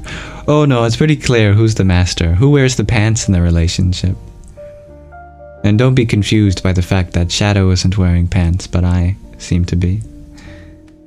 Shadow definitely wears the pants. Thank you, dear Theo, for your heart mate. Radhe, Radhe. Lovely to see all the love shared here from the Sangha. Oh, cat dynamics. What an interesting feature they play in our lives. Thank you, dear Mermander, for your heart me and coffee magic. Kringalikaye Namah. Dear Alexa, or Alexana, you ask, do I know of animals after death if they stay around? Your cat recently passed away and you have difficulty accepting it. Cats absolutely stay with us in the same way that all loved ones continue to live in our hearts. Even if you're not Christian, Jesus said, the kingdom of heaven is within you. Within you. All loved ones go to heaven. Therefore, they go to the kingdom within us. Hello, dear T-Money. You're almost done work. 30 more minutes. You got this. You're so close. Thank you, dear Mermander, for some more flowers. Om Simhaya Namah. Salutations to lions. Yes, I am very cozy, dear G. A water break. Oh, let's see if I can reach my water without disrupting shadow sleep.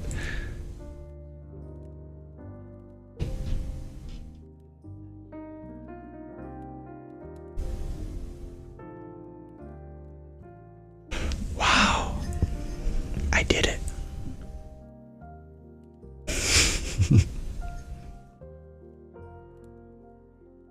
Thank you for the hydration reminder. Oh, I'm sorry. Good morning. You can go back to sleep. Using my arm as a pillow. Slowly more parts of my body are being incapacitated. Dear Forrest, you're wondering if I will translate some of the Sanskrit words I'm sharing.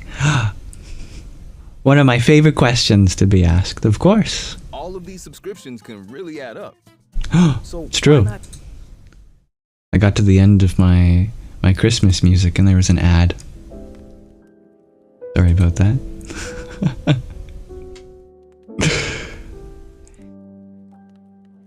In the mantra, Om Simhaya Namah. Om doesn't really translate to anything. It's the sound that represents the cosmos and its origin. It is the primordial sound that connects us with all sounds, all of life, all of existence. Simha is Sanskrit for lion, and it's where you get the name Simba for lion in The Lion King. Just replace the H with a B. Simha to Simba. In fact, you can already see or hear how the etymology happened. When you have an aspirate like ha after you close your lips at the end of Simha probably sounds at times like you're saying Simba.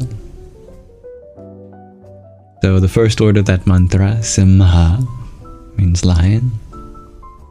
Lions represent courage, represent leadership, fiercity. That suffix at the end, aya, turns it into a dative form. Sanskrit marks grammatical cases with usually suffixes instead of prepositions. Like in English, we'd put a word before lion. We'd say, to the lion. But in Sanskrit, you modify the end of the word lion to turn it into a dative form. To the lion, you'd say, Lionaya or Simhaya. And finally the word Namah. Namah means salutations. And Namah has a very special phonetic feature at the end called a visarga, and it's literally an expulsion of breath. That's why you hear almost a hiccup or a cough at the end. Namah. Because you give your breath to what you're giving salutations to. We give our breath to lions. Om Simhaya Namah. For example, dear Karen, you wanted to ask if my shadow may feel something I'm going through. Maybe indeed. He's very sensitive. Indeed.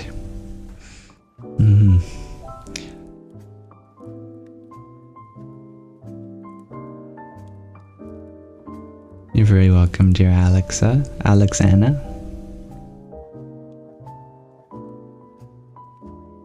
Dear Kid Toroy, you ask, where can you find me when TikTok is gone? Well, I'll still be on TikTok. So you might have to use a VPN, being in Canada. But you can join the Discord server, linked in the link tree in the bio. You see the little Discord icon. It looks like a video game controller with a pair of eyes. And if it does happen that it gets removed off the App Store for people in the United States, then I'll certainly explore other streaming options for you.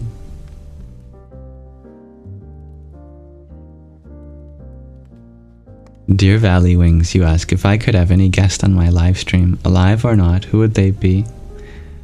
I've already got the most special guest on right now. Shadow Bear.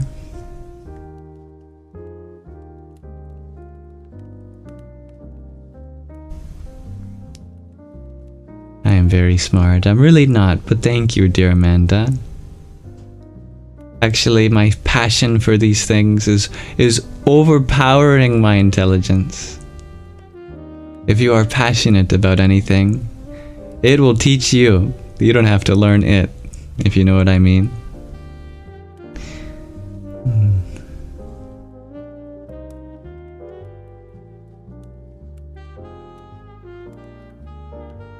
Dear Miananda, you had asked, what is my vision of a spiritually awakened society? A beautiful question, dear Miananda. It would be one that follows the 5 yamas and niyamas. The 5 yamas are necessary for society in general. Even if it's not spiritual, the 5 yamas are ahimsa, non-violence or least harm, satya, truthfulness, honesty, authenticity, vulnerability, asteya, non-stealing, brahmacharya, goodbye shadow, non-lustfulness, non-objectification, and aparigraha, which is non-hoarding of resources. Those 5 yamas, they make up the most important yoga called Yama Yoga.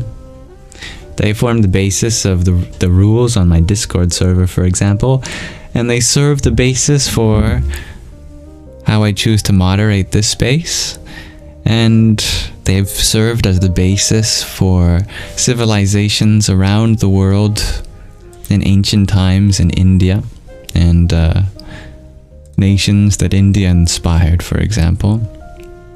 Alright, dear Shadow has had enough. It was very lovely that he was there for as long as he was. Those 5 yamas, they make up the first limb of yoga. The next, the 5 niyamas, they're not necessary for society, but for a spiritual society, they are absolutely the goal. They are shaucha, which is cleanliness and purity, both in body and mind. The yamas are like the bare minimum, and we should all strive to pursue the niyamas. There's also santosha, which is contentment. We should all strive to have gratitude for the things we already have and for the experiences we've had thus far. We should have svadhyaya, which is self-study. We should all be introspective. We should do our research and continue to understand our role in the world and how we can help. And I'm forgetting the 4th one. Let me just double check what the 4th one was.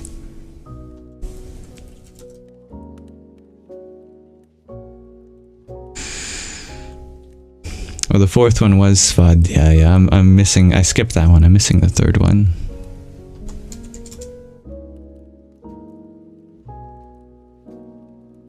Tapas, that's right, discipline. We should have a kind of inner heat, tapas, to pursue the things that we want to see in the world. Practice certain austerities like study, like exercise, like healthy diets. And finally, the fifth niyama for a spiritual society is Ishvara Pranidhana, which means having faith in the divine. This is different from being religious. It just means trusting in a force greater than yourself. Ishvara is an untranslatable word in English, really. You can translate it to Lord or God or divine. But truly, the definition of Ishvara is the sum total of all forces in the universe, including yourself.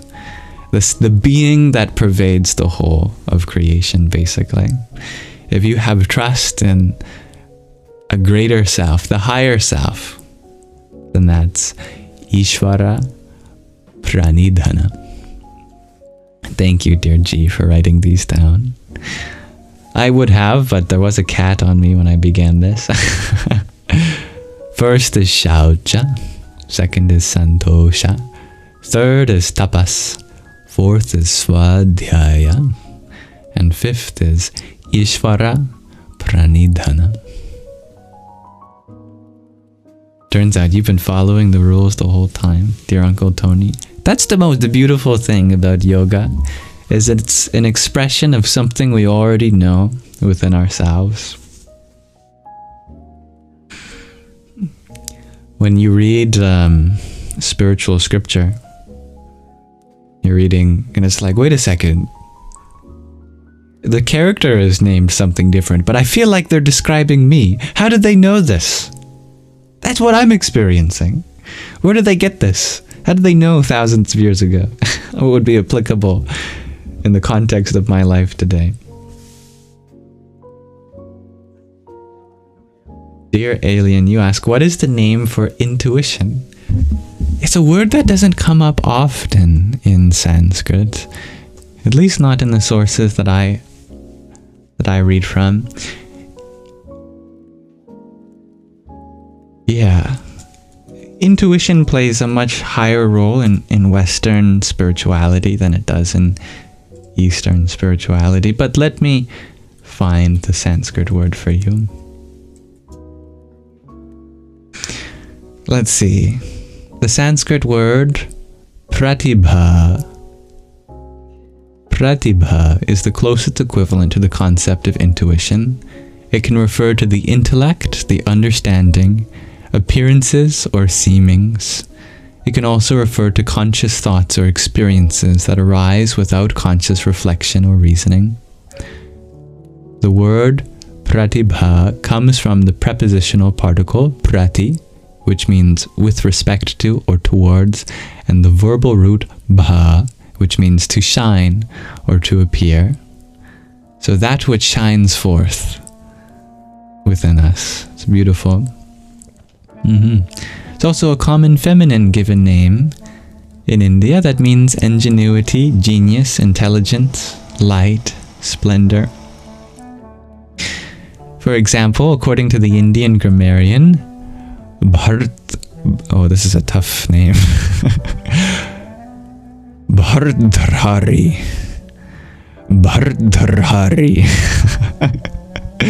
A 5th century philosopher, Pratibha is a flash of intuitive understanding that allows one to know what an object means and what to do with it.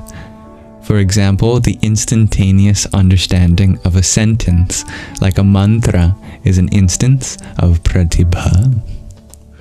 Cool. You'd like me to spell that in chat? Of course. Pratibha.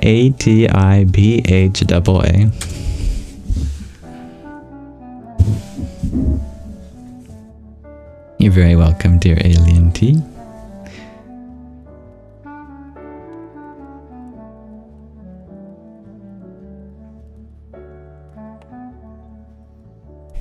Thank you, dear E to Infinity, for helping convey these Sanskrit words. Spelt them all perfectly. Dear Stevie G, you share something you heard You think from me that you love is karma yoga is also taking care of your own being. Absolutely. Yeah. Karma yoga means to serve the bodies and minds of everyone. Well, guess what?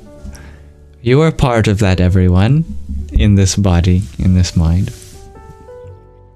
Karma yoga means to serve the world. Your body or mind is the foremost part of this world for each of us. Have a good night, dear Amanda. I think there's a sneeze coming. It's a little delayed though.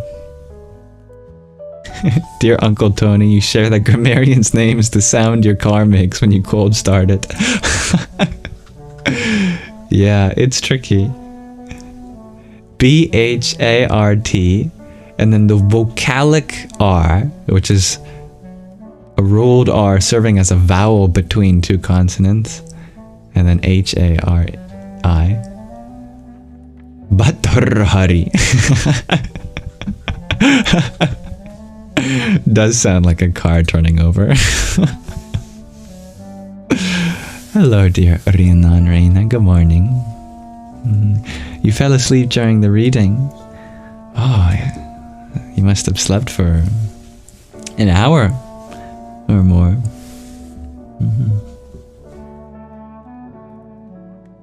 Dear Stevie G, you ask if I can give you all the Sanskrit words for the elements, like apas and vayu and akash, agni. Yeah, and let me pull up the blackboard this time,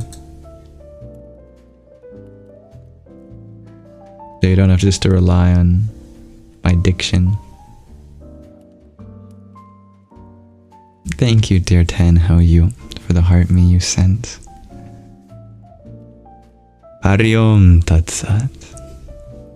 And dear Alien T, thank you for your heart me and friendship necklace. Om Kringalikaye Namah.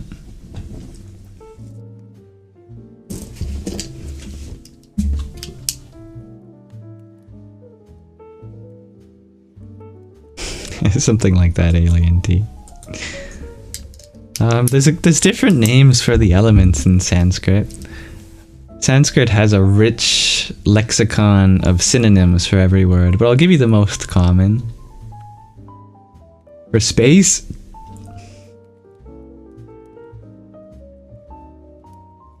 let me make that a bigger font for you.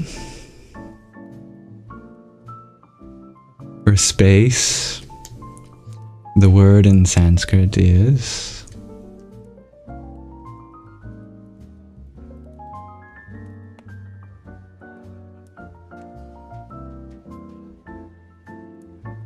Akasha. And I'll give you three: the English, the Devanagari, and the International Alphabet of Sanskrit transliteration. You'd write this A-K-A with bars over top of the A's. S accent A. Akasha. That's space. And I'm already not going to have enough room for all the elements, so let me make the rest smaller. From space comes gas. After expansion of space, in the Planck epoch, nucleosynthesis occurred, and the first elements were hydrogen, helium, various gases. That in Sanskrit is called Vayu. Let me double check if Vayu has a long A. It does.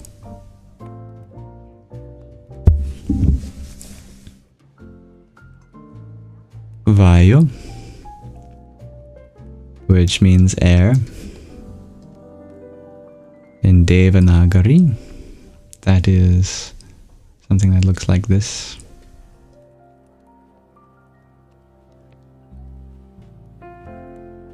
That air coalesces through the force of gravity to forge nuclear fusing stars made up of plasma. But in this case, we'll call it fire, the traditional name for the element. In Sanskrit, that's Agni.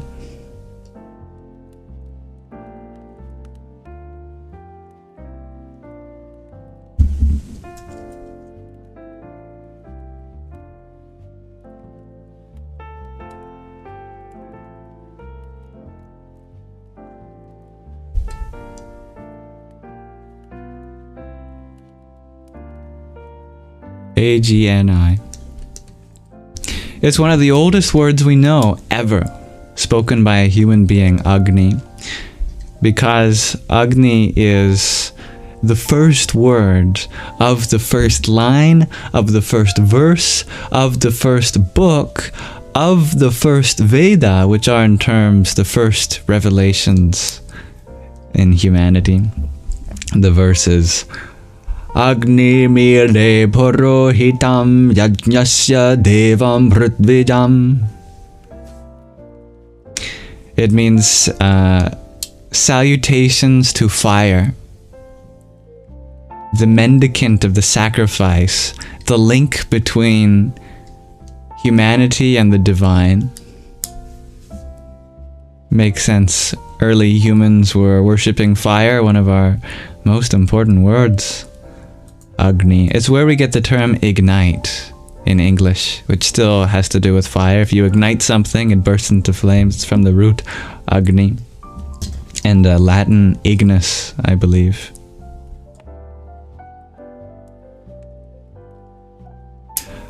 Eventually, in the hearts of those nuclear fusing stars, they blow up and they distribute heavier elements that form molecules such as water,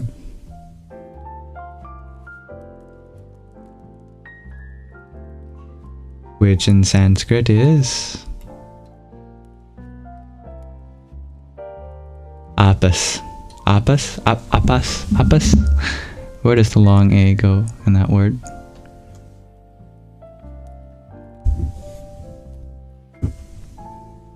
Yeah, to start. In Sanskrit, that is. Or in Devanagari. Looks like this.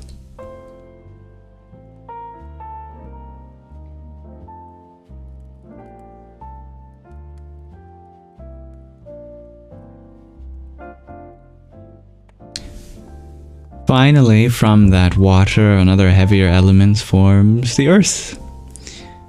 And in Sanskrit, the element of earth is Prithvi. There's actually two spellings of Prithvi. Some have that extra I in the Vedic Sanskrit. In later Sanskrit, that inner I gets dropped, but I like to be traditional, so I include that inner I. And that would look something like this, but I'm running out of space.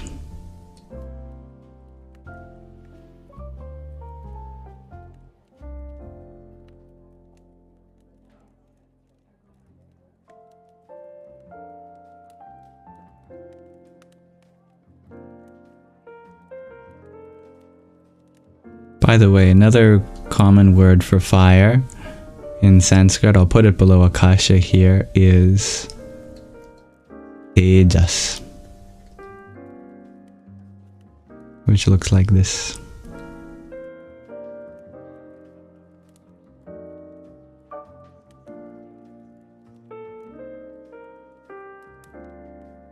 I don't know if you can see that. It might be cut off.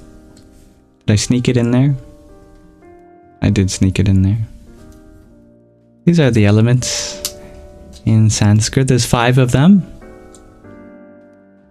Many people are familiar with 4. But the quintessence, the often forgotten 5th one, is Akash, space, where they all come from. I have to let Dear Shadow out of my room now. One moment.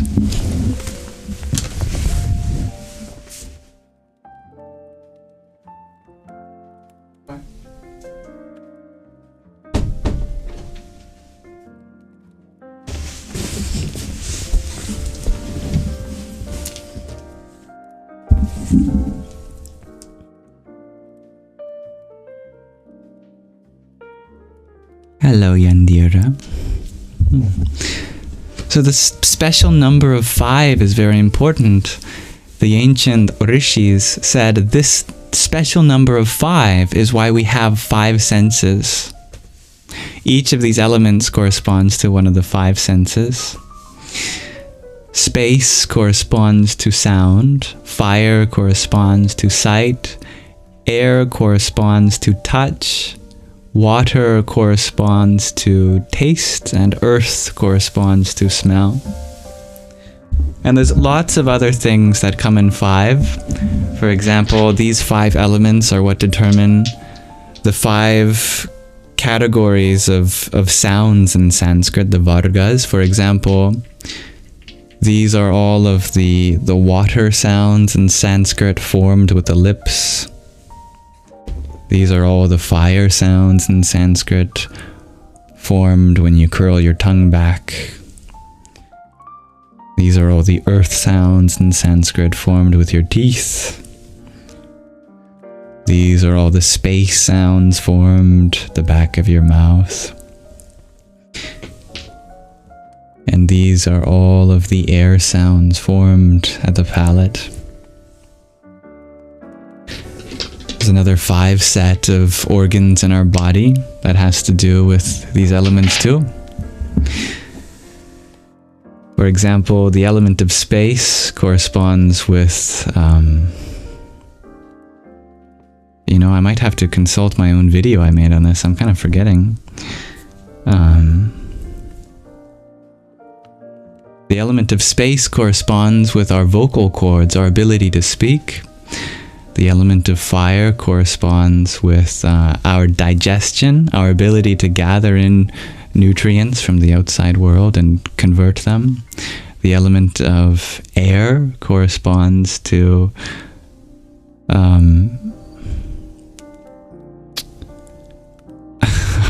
I forget.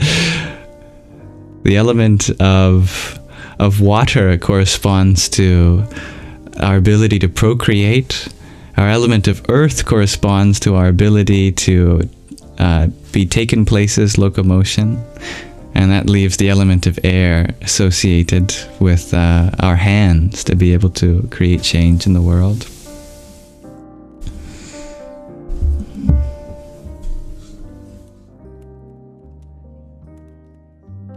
And there's lots and lots of other things that come in 5 that have an association with each of these elements. But on top of those 5 elements, there's also 3 other things that make up the material universe and all of its components. Everyone knows the elements, but few people know the 3 energies. The energies of creation, destruction, and preservation. Without the energies, no element can function. The function of the elements is granted by the energies. And so not only is there a deconstruction of this universe into elements, but also a deconstruction into 3 energies too.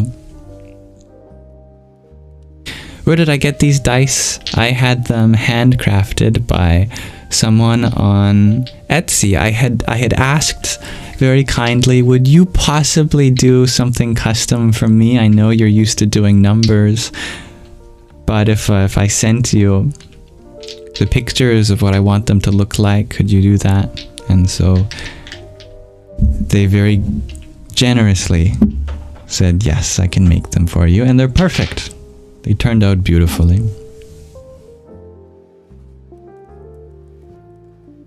Thank you, dear Jen Jones, for your pair of donuts. Om Vasudevaya Namah. It's cool, I had an image of what I wanted. It came to me while praying to Saraswati, the goddess of Sanskrit, of language. I prayed to her to reveal to me the secrets of Sanskrit, and then there it was, this 4-dimensional shape.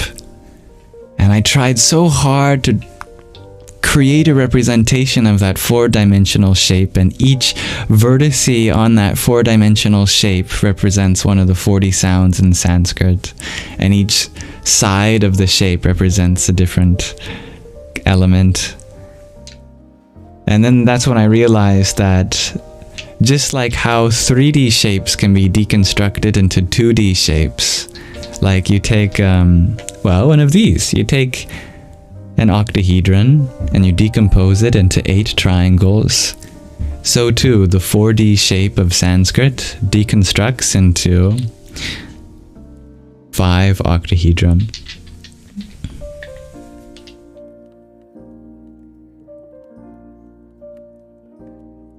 What it is it's the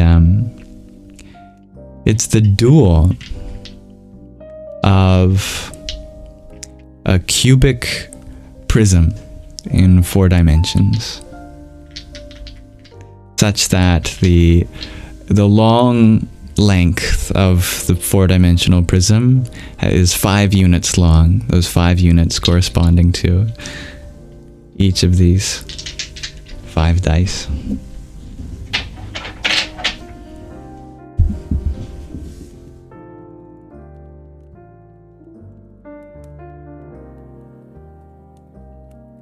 No, it wasn't me who designed the shape of the language. That was none other than the divine. It was always there.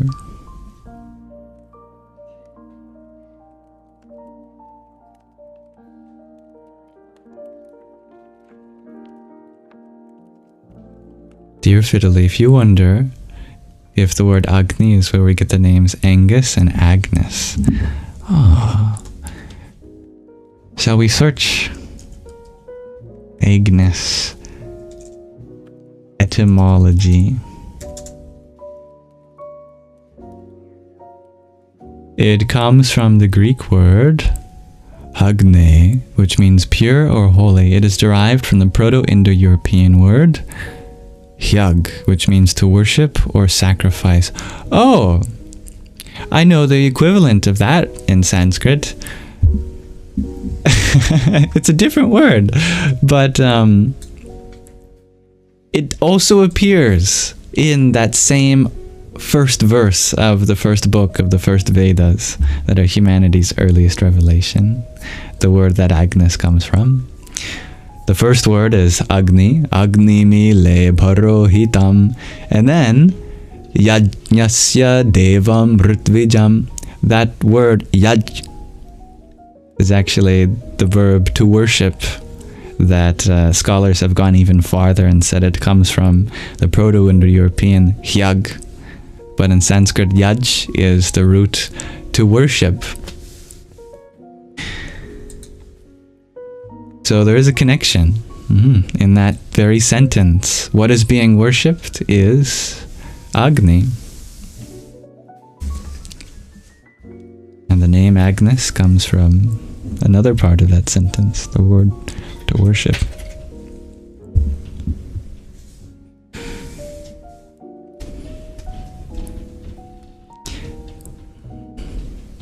Dear Kuz, you ask, so we don't have room to create if it's always there.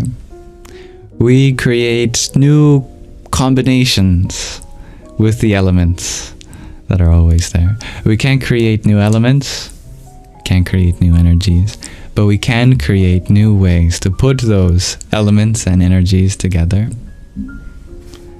We are combinators, aren't we? Everything humans do, just a combination of things that already exist. You want to produce a baby?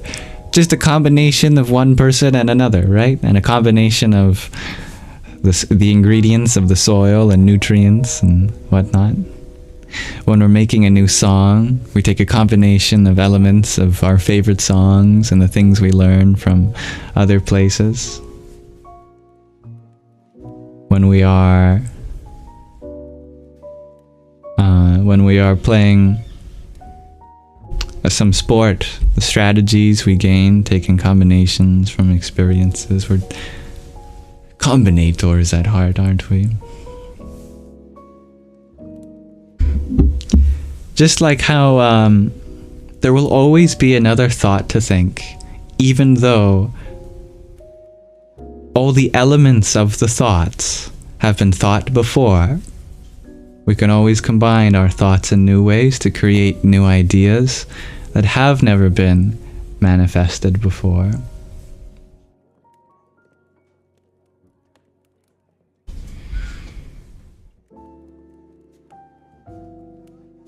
Thank you, dear Anazek, for your 3 by 3 by 3 roses. 27. A nice teteration.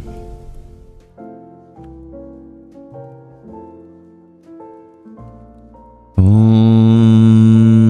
Ishana Sarva Vidyanam Ishvara Sarva Bhutanam Brahma Dipati Brahmano Dipatir Brahma Shivo Me Astu Sa Eva Sada Shiva Om. Thoughts to infinity and beyond. One of the most amazing facts in mathematics, in my opinion, is a question that a mathematician named Georg Cantor asked about the nature of infinity. It was quickly becoming obvious to early set theorists, which is a branch of mathematics, that there was more than one kind of infinity, and some infinities, according to the definition of what it means to be larger than others, were larger than others. As a quick aside example, the number of numbers on the whole number line, in between all the whole numbers and rational numbers, that is an infinity which is bigger than the number of just the whole numbers. That in theory, even if you had an infinite amount of time, you would run out of the whole numbers before you could count all of the numbers with infinite decimal expansions. So a natural question is, how big do the infinities get? We're no longer in the realm of finite numbers, talking about how big boring old numbers can get. Georg Cantor wanted to know, are there even bigger infinities than that? And yes, in fact, he discovered a way of always producing an even bigger infinity from the one you start off with. So, there are infinite infinities. But then the question arises, if we've discovered that there are many types of infinities, an infinite number of them, which one of those infinities describes how many infinities there are? Does that make sense? It would be equivalent to asking, since we know that there are this many numbers, which of those numbers describes how many numbers there are? Are there 10 numbers? 10 is a number. Does the number 10 describe how many numbers there are? No. There's more than 10 numbers, more than 100, more than 1,000. No matter what number you pick, there's always more numbers than that number represents. And the same thing holds true for infinities.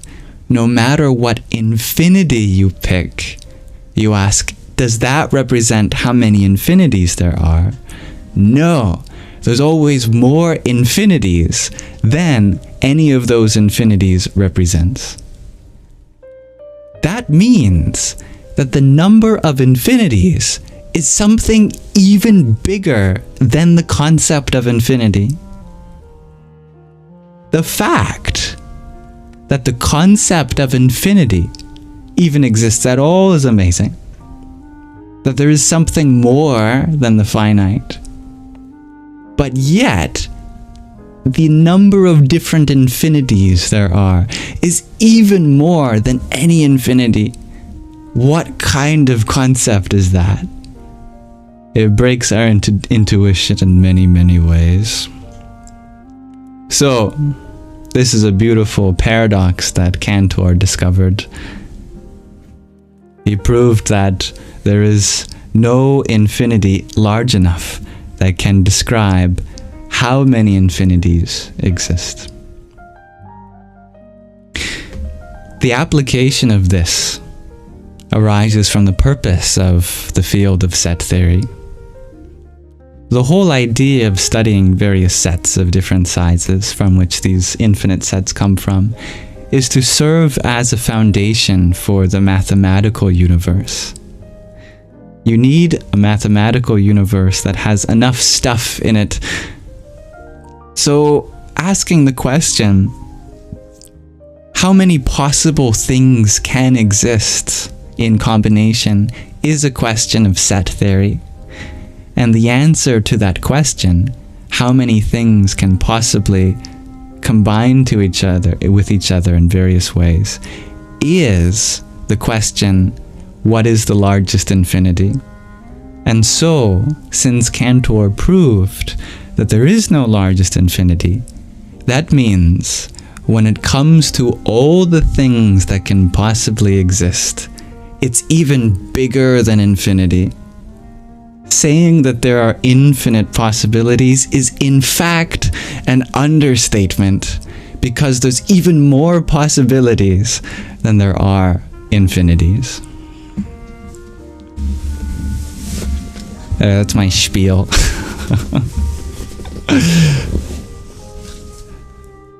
I nerd out on that topic, clearly. You love infinity, dear G. Well, it's in your name.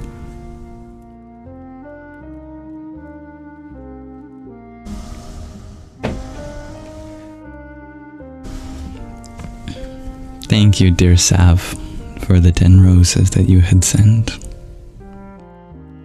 Om Kamalyar Mahakalikaye Namah.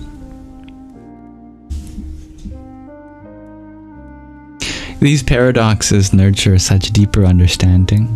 So many things in life, ultimately, are irresolvable in the most beautiful way. Ultimately, that dissonance between two things is what creates the vibration that supports this whole universe. Well, thank you for sharing my amazement, dear Donsuela, as well as many others here. I'm grateful for you.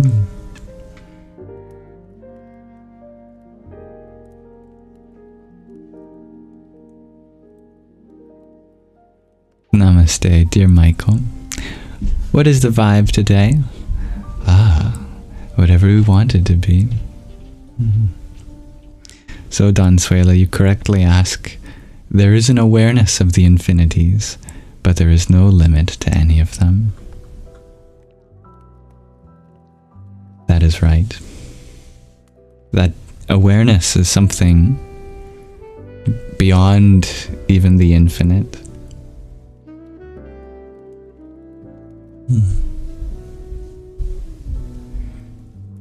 So anything that could happen within our lives, there is no limit to any of their possibilities.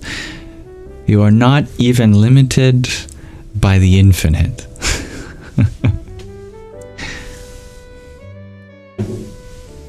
Even something infinite can be limiting in a way. Like the whole numbers. There are infinitely many whole numbers, 0, 1, 2, 3, 4, 5, 6, 7, 8, etc. But you could never have any fractions. So if you ever wanted to divide a cookie between two people, you couldn't in a world with just whole numbers, because you could never have half of a cookie. You could only have one cookie or two cookies or three cookies, etc. Or that one person gets one cookie and another person gets no cookies. Kind of limitation to be in the world of whole numbers, even though they are infinite. So you are not limited by even any infinity itself. What? You want to split your cookie. Well, the good news is you live in a universe where you can split your cookie.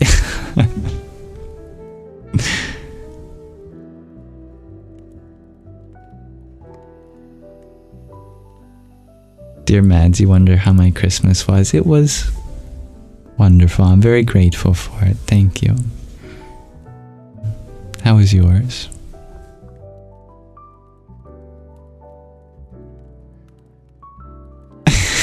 You live by the principle of whole numbers from now on. More cookies for you, dear Donzuela.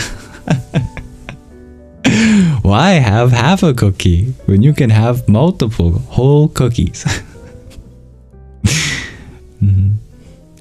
Dear Michael, you wonder about the nature and purpose of guilt. I like to differentiate guilt between positive or helpful reflection and harmful reflection. There's a kind of reflection that's healing. There's a kind of reflection that's hurting. The helpful kind of reflection is when we see how we can improve today. That we look at all the mistakes that have had consequences up till now, and we go, okay, I can't change the past, but I can engage with what I need to do now to make sure that I can shape a better tomorrow, that I can ensure my responsibilities are being fulfilled, that all of my virtues I am bettering in, and I'm not held back by believing that I cannot change. In other words, you forgive your past and take accountability in the present. That is a helpful kind of reflection, a healing kind of reflection. It's the kind of reflection that you should feel good after. You go, okay, it was difficult to process the fact that I've made this mistake, but I'm grateful that I have another chance today to do something different as we go forward. That this has been a lesson that I have learned from, for example. And that's the best kind of reflection. Any kind of reflection that leaves you feeling even worse than before, how is that going to help?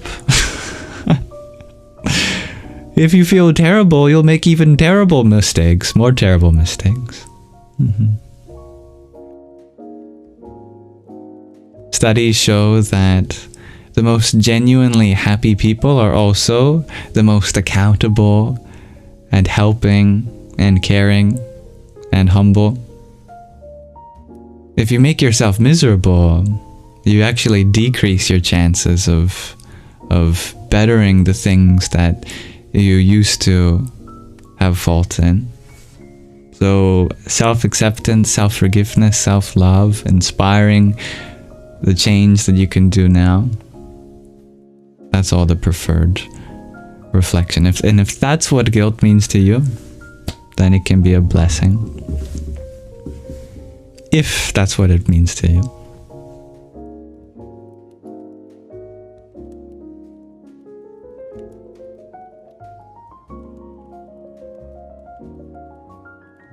If we can in any way cultivate gratitude for the lessons that we're learning, we grow stronger from them.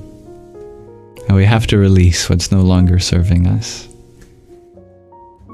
Self-compassion is necessary in growth.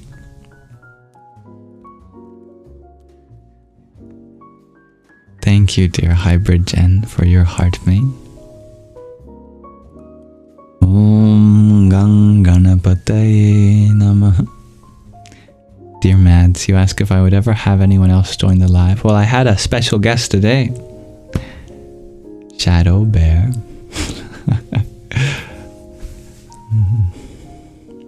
But yeah, we've had some guests on before, the guest request feature. I really like it. I'm still thinking about exactly how I want to implement it to ensure the flow of the space.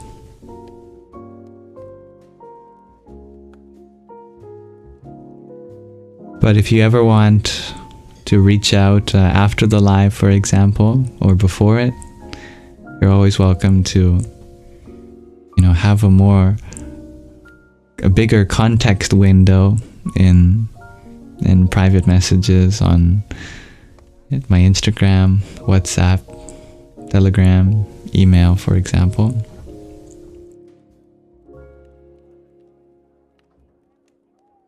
Hello, dear Hexagon. Nice to have you here. A little birdie told me that the last time you were in here, I didn't see your messages, and I apologize for that. Sometimes they can slip by, and I hope you know that it's never intentional.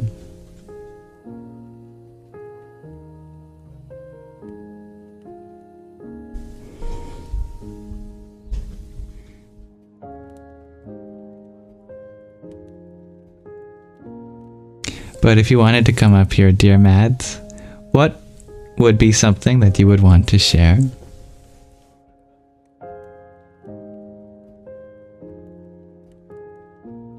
I'll always encourage audience outreach.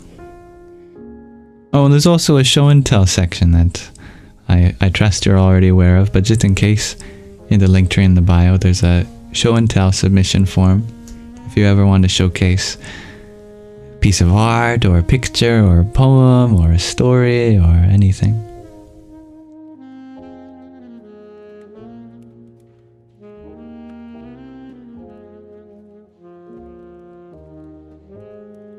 You're very welcome, dear Michael.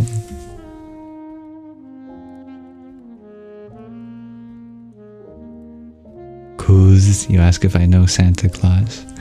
Well, I think I'm slowly looking like one with the long hair and the beard coming out and the Santa hat. I might just look like Santa when I'm older. And then I'll have to ask myself, was the real Santa within me the whole time? I'm very grateful for the ability to hold space for you, dear Michael. I love that, Kuz. You would want to share how your infinity meets my infinity in a finite place. I love that. Do you have an idea for my flow, dear Hexagon? You're in the process of making a nice text.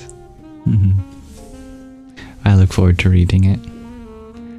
Oli, dear Orla. Dear Mads, you think you'd be a bit too nervous to share your ideas on live, although you have many things to share.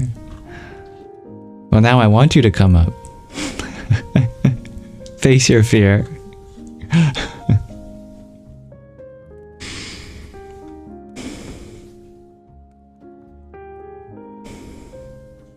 Dear Valley Wings, you ask what I think about determinism versus free will. It's a good question. I think we can have both. There are things in the world that are determined out of our control. And there are things that we have the freedom to engage in. For example, we don't have the freedom to decide if the sun continues fusing atoms at its core. No human being has that freedom. Even when it comes to our body, we don't even have the freedom to engage in most of our biological processes. Our breath is usually voluntary. Our heartbeat is voluntary. Our cellular processes are involuntary. These are all involuntary. Our digestion is involuntary. The firing of our nervous system is involuntary. More things than not are involuntary. But there is something that can never be completely involuntary, and that's your power to associate with what's going on in your experience. You have the power to associate or dissociate from it. And different parts. You can say, I associate. Maybe you don't say it because it's more of a silent thing, but I'm anthropomorphizing. That we say, that part of the experience, it means something to me. This other part of the experience I could have less of. Even if we don't necessarily control what we experience, we do get to decide how we experience that at the level of our identity, our association. That is our highest freedom. Thank you, dear Hexakin. I'm very happy to hear that. And truly, it is not my effort at all, but your own. If there are any positive changes happening in your life, it is like a tree that was always meant to be. The seed just needed a place to grow. But the place to grow didn't create what was in the seed. It was already there. If you find a place to grow here, that's a gift to me. It's a gift to whichever soil bed the seed grows from.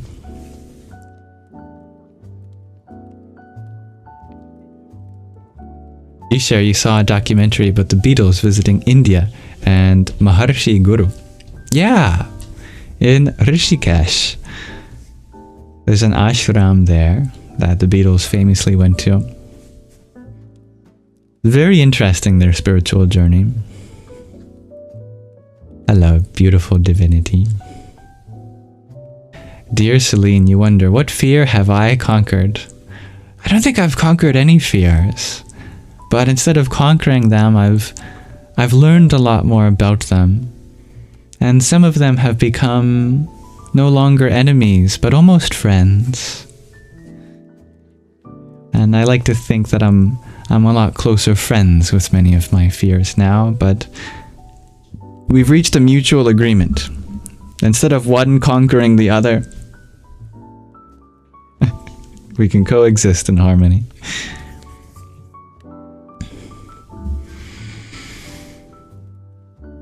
That is right, miss. Every year is like a cycle of our Earth going around the sun. Everything in the universe is made up of cycles, with the Earth rotating around its axis, with the moon going around our Earth, with our whole solar system going around our galaxy, and maybe our galaxy being a part of a cycle of creation that comes and goes over cosmic scales.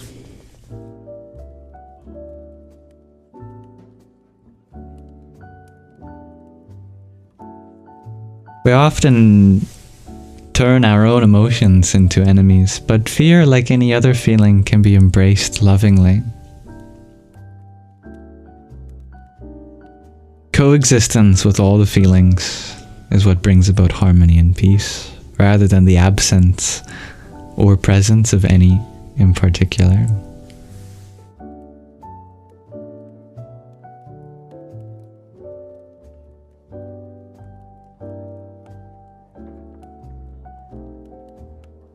Talk about the last time you were afraid, dear Valley Wings. Great idea. Well, sometimes I wake up in the night feeling anxious. Something that has been happening to me for as long as I can remember. And, ever since I was a baby.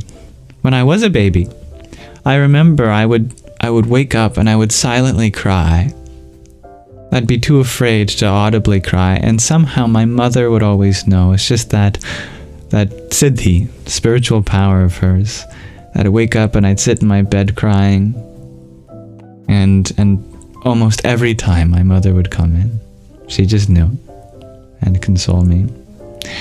Now that I'm older, I'm learning how to console myself, and it's not as easy as having a mother to console you, that's for sure. But recently, when I woke up in the middle of the night and felt that anxiety arise, I remind myself of affirmations that really speak to me as truth. Not just a kind of band-aids that you cover up. I'm okay, everything is fine, everything's gonna work out. Because in the moment, sometimes those affirmations can feel even more isolating when you don't feel like they are true. So I try to remind myself of the fact that I'm allowed to feel like this, and it's completely normal at times for someone to go through this. And I'm not going to die if I go back to sleep.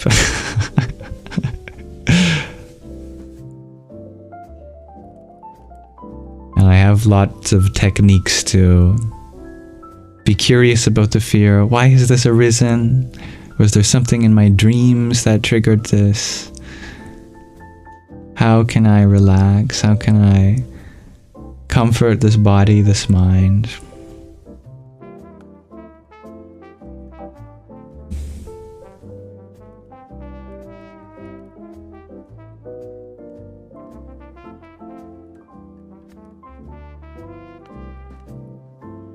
Yeah, I'm very grateful. It's also a curse in many ways to remember babyhood, because it's an experience that I can't relate in with a lot of others. It's a weird feeling to reminisce on what it's like to be a baby, that's for sure. It's very confusing being a baby because everything you look at is so new. You don't even know what you're looking at. You have to understand, like, simple concepts like this shape of colors represents objects rather just random visual input. You know, I remember staring at things and being like, what the hell am I looking at? Obviously without that vocabulary. Without much of any vocabulary, but just being like... being really confused. What is life, you know? But then slowly you understand this is a tree. Oh, okay. This is an apple. Oh, apple, okay. This is your mom, this is your dad. Wow, really? What does that mean? It means you came from her. Really? Wow. Start putting the puzzle pieces together. Dear Don Suela, you remember babyhood. Do I remember hearing my parents' voices before comprehending words? You do? Interestingly, I don't. Even when I was quite young, I still remember comprehending words. I am a little different in that I was a little ahead of the curve when it came to speaking. I can't remember the exact dates, but my parents told me that I understood language from a ridiculously early age. I remember understanding words before I could speak them back, and that was a part of the frustration. Is that people would talk to me, and I wouldn't know how to speak. You know, all you could do is go blah blah blah blah blah blah, and it's humiliating to try to form words, and what comes out of your mouth is nonsense, and the people around you are like, "Ah, he's trying to say something," and it's like, "Damn right, Grandma, I'm trying to tell you that your blow dryer terrifies me and I want you to turn it off, but I don't know how to say that."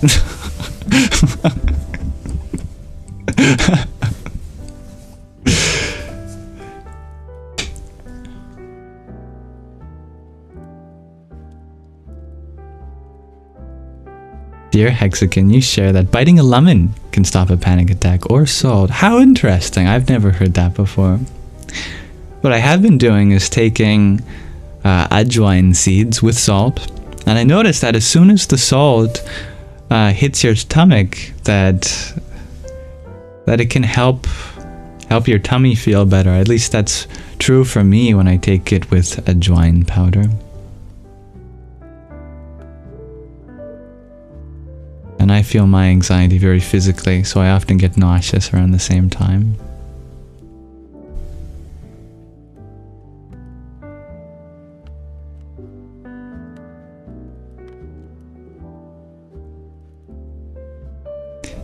Dear Bubbles, you ask, how did I start reading Sanskrit? Well, that did not come in my early years. That came in the last few years. I just decided that I really wanted to learn Devanagari, the script for Sanskrit. The original script for Sanskrit has been lost to time, if they even had one. So we have to borrow other alphabets. Just kind of like English, actually. English doesn't have its own alphabet. There is no English alphabet, but there is a Latin alphabet, and we can borrow the Latin alphabet and try to fit our English sounds into Latin. It kind of works out, but there's also many sounds that English has that Latin doesn't, so we have to make use of consonant clusters.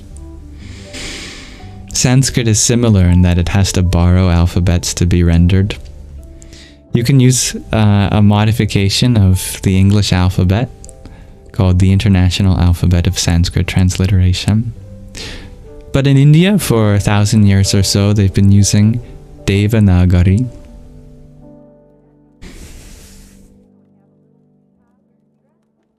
But Sanskrit is even way older than Devanagari. It was written down in Brahmi first. As far as we know, the earliest inscriptions in India were in a script called Brahmi, and they're in Sanskrit. But we don't know where Brahmi came from, and we don't know what the oldest script was. Before 300 BC, writing systems in India vanished. And only if you go back to 3000 BC do you see writing systems in India. Obviously, a civilization continued from 3,000 years to 300 BC. But whether they wrote stuff down or not, we have no idea. And unfortunately, we don't know how to translate the Indus Valley script. Could be Sanskrit. Most people don't believe so, because Western scholars don't believe Sanskrit's that old.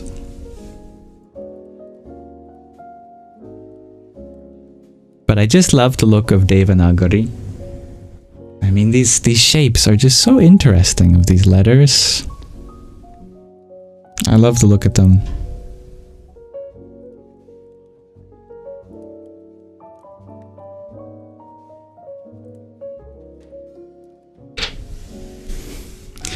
Dear Divinity, you ask, when will we create a monastery on the island? When we have enough people wanting to become monks and nuns. If you stay at a monastery, either you're volunteering there or you become a monk or a nun. Would you become a nun, dear Divinity? You can shut up. Women are banned from monasteries because they can't shut up. I don't know where you heard that. No, there are plenty of female monks. They're called nuns. Plenty of Buddhist monks, Buddhist nuns. Yeah, and whether you're male, female, or anything in between or beyond, everyone discovers the value of silence. But not all monks take a vow of silence. It's actually a very small minority of them. You don't really like the word nun, though. I understand. If you associate it with anything in particular, like maybe an experience with the Catholic Church, for example, then you might not like that word. The word in Sanskrit is sannyasi, which means renunciant. We can use the word sannyasi. Good night, dear Anazek.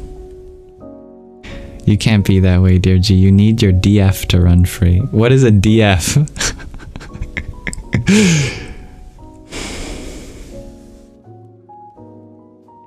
Your divine feminine. That's probably it.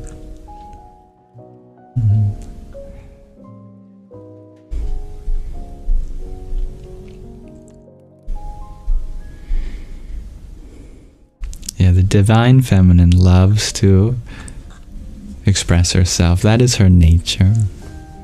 Literally. Was divine feminine. I was thinking your damn frickin' thoughts or something. I don't know.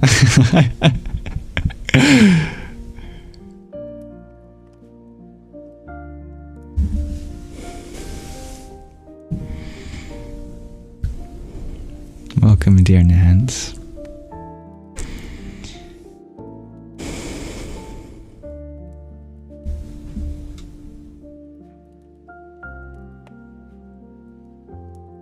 Dear Hexa, can you share the thing about biting a lemon is because it diverts your senses to primal things so you don't think. Interesting. I like that.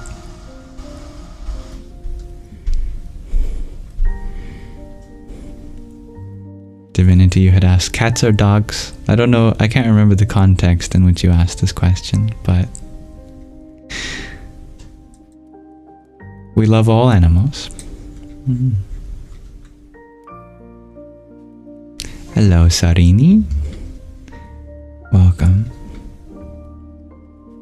Constraints are an impediment, dear G. That is true. The vow of silence that monks take are not a constraint. This is a big misunderstanding that I think would be important for us to cover. Monkhood is entirely voluntary, and that includes all of the vows. That if, as a monk, you don't want to be a silent monk, you don't have to be. No one in a monastery ever forces a monk to do anything. It's not a rule set, but a challenge, and it's usually temporary. For example, a Buddhist monk might challenge themselves to be silent for 6 days of the week for 3 years. They might get an exception 1 day of the week, and after 3 years, then they can use their voice again. But they get to decide whether they want to do that, what days they do, or how long, for example. And it's a challenge that they voluntarily take because they want to. If you don't want to, then you don't have to. The purpose is not to be disciplined, but actually to find power in your silence. Because sometimes silence is the loudest thing that you can say. Sometimes nothing is the loudest thing you can say. Discovering the power of silence in that way. So loud. So expressive.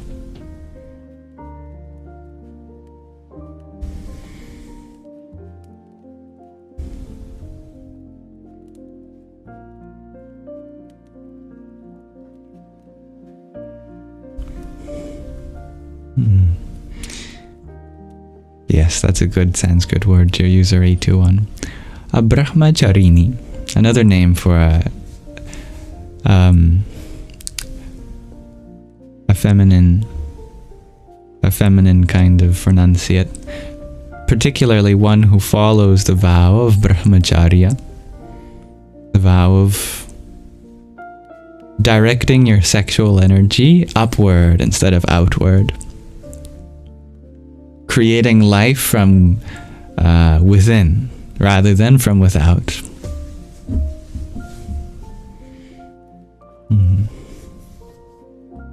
Dear G, you prefer to develop your own discipline. Yeah, and that is exactly what monks do. I don't know where people get the idea that they have this master that's disciplining them. No. They are the ones deciding.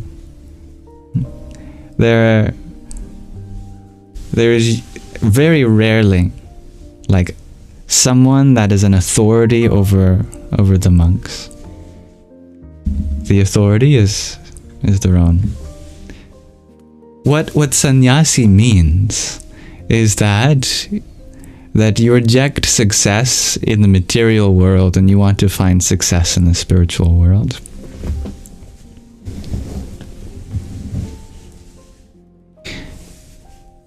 For example, Sadhviji. If you remember the author of the book we read, Hollywood to the Himalayas, she is a monk. But no part of her journey was forced on by another person. She has a guru, but her guru isn't her superior. Guru is on the same level as her. Guru said, the only things I want from you are, one, for you to serve others. 2, have love for yourself. And 3, have love for the divine. And that's all it means.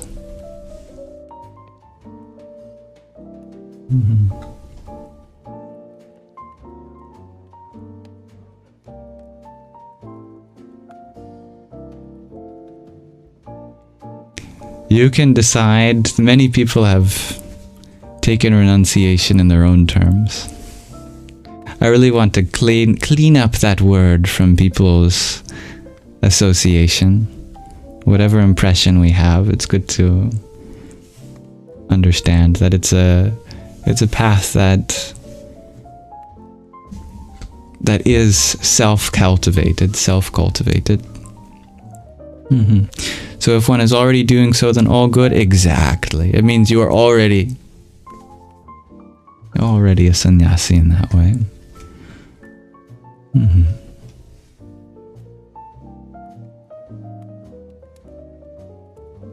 I like that divinity. There's certainly a lot of wisdom we can draw from the ancient ones.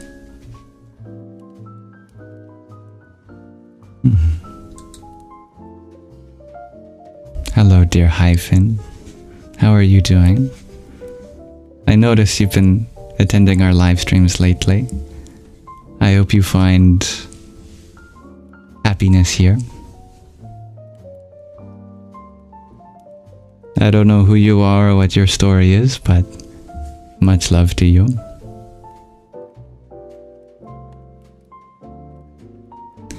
Dear Stevie G, you ask, have I heard of the monk who remained joyful and peaceful until the end of the story?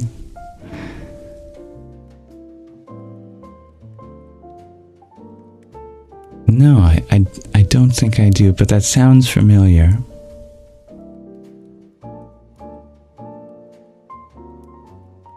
Thank you, dear Liz, for your rosa.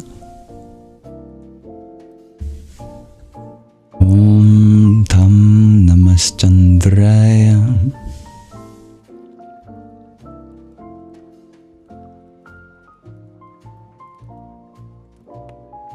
Yeah, what we cultivate from within is, of course, a true path. And we all stand on the shoulders of greats from the wise that have come before us.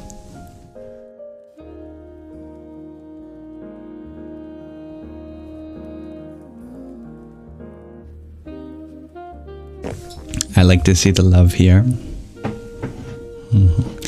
We love the haters here. Oh!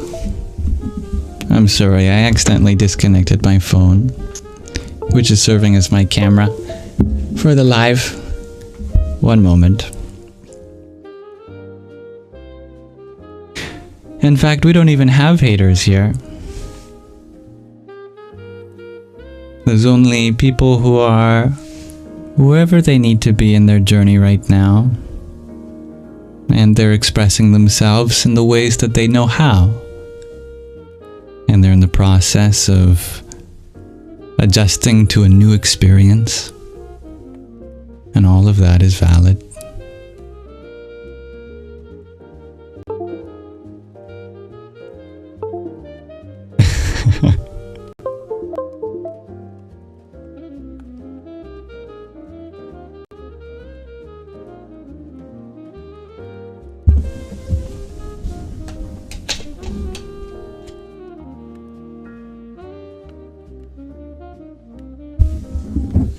Is that Sandy? No, it's an orange kitty though. Same genre of cat. Orange. Thank you for your patience while I disconnected my phone accidentally.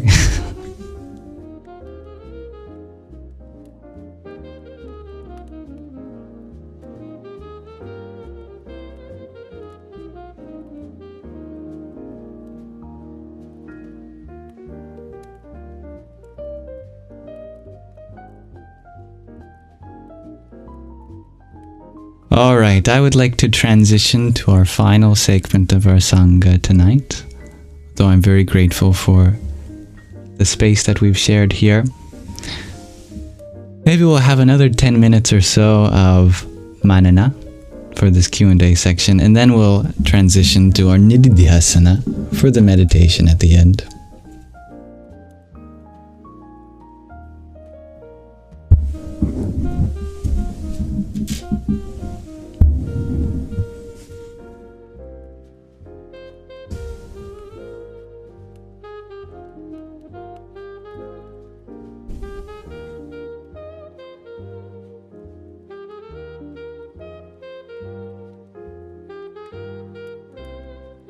Oh, I didn't even notice that, dear Stevie G. The cat was saying, looking for the phone. That's cute. All of our journeys are valid because we're all meant to be here. That's for sure.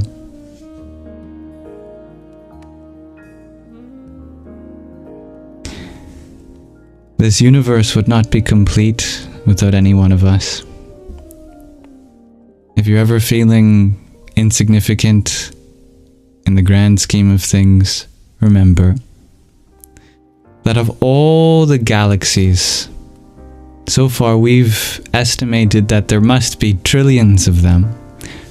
We used to think there were only millions, only millions. Then we discovered that there were probably more like billions, and now with the James Webb Telescope we think that actually there might be more like trillions of galaxies. And that's just in our observable universe alone. And each galaxy has something like 1 trillion stars. So 1 trillion galaxies times 1 trillion stars, 1 trillion, what even is that number? Each star may harbor like 12 planets. So multiply that number by 10, that's how many worlds there are just in this observable universe. And on this world alone, how many trillions of life forms have come and gone. And yet, in the whole order of cosmology, the universe said, you need to be here. That I ain't complete unless you're a part of the creation also.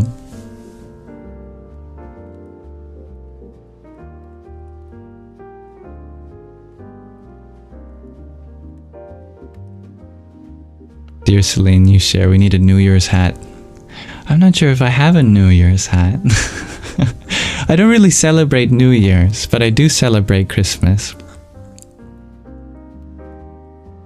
To me, I celebrate the fact that there's another day and can be grateful for a new day. But I think it's a little silly celebrating a year. I mean, we're always returning around the sun 365 days. We're just celebrating the last time we celebrated a year ago.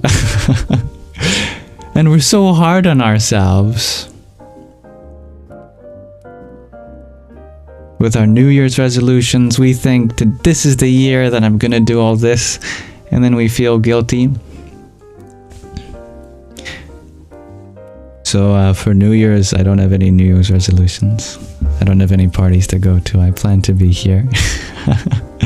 If anyone doesn't have any parties like me, you're welcome to hang out here for New Year's. I will be live.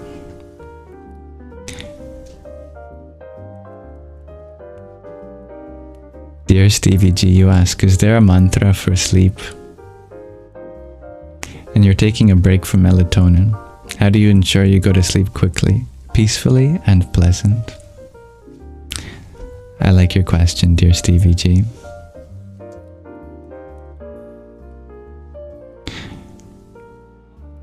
Any mantra can be used for sleep. I love to fall asleep chanting a mantra with my mind. It puts me to sleep pretty easily most times. You can use your favorite mantra, whatever it is. In fact, many teachers recommend that if we can fall asleep chanting a mantra, we might even continue chanting it in our dream or wake up chanting it too. And when that happens, some really deep miracles occur. If you're at that point in your spiritual practice where you can even do sadhana in your dream, or when you wake up, then you are really interfaced with deep parts of your mind, your subconscious mind, and a whole lot of inner transformation takes place. Other than that, I recommend making sure that you understimulate for like half your day. It is true that we don't sleep the whole night as humans. We're not evolved to do that. But we are evolved to understimulate for half the day.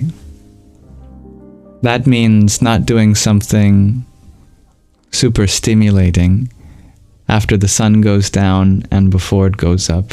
You're welcome to be awake after the sun goes down and before it comes up. But during that time, if you can understimulate, I don't know, read a book, turn the lights in your house down or even off. We were not evolved to have lights on in the way that we do after the sun goes down. Mind you, if you live at different latitudes, you might experience more than 12 hours of darkness or less. But I'm not exactly one to judge. I stayed up stimulating myself till like 4 in the morning programming. That's something that I'm working on too. I find it difficult to distance myself from some projects that I get so invested in. I'm working on an app to help translate ancient scriptures.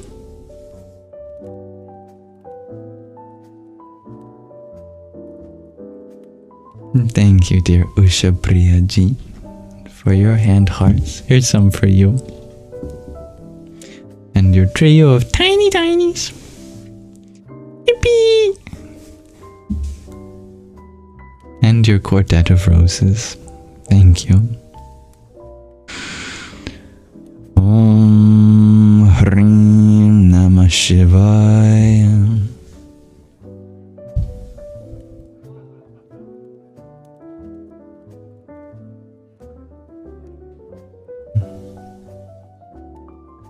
Happy to see you, dear user 821.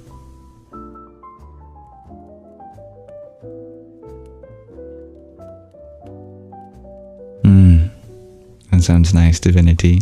Meditating in a sauna, that's some good tapas. Good austerity.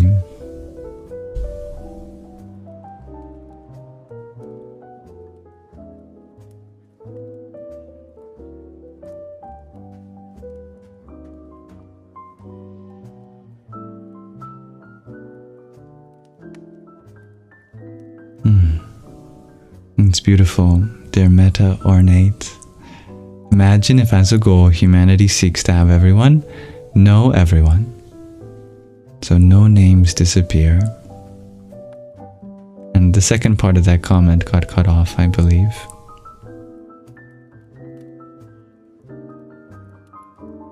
Hare Krishna, dear Morgan Bhakta, welcome.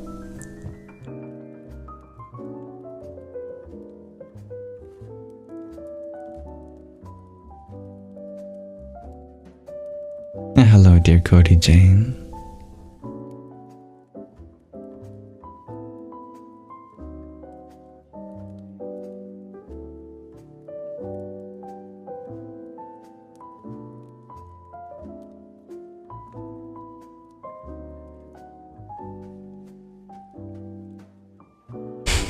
We got chillin' holiday music, Yams holiday extravaganza. That's right, Morgan.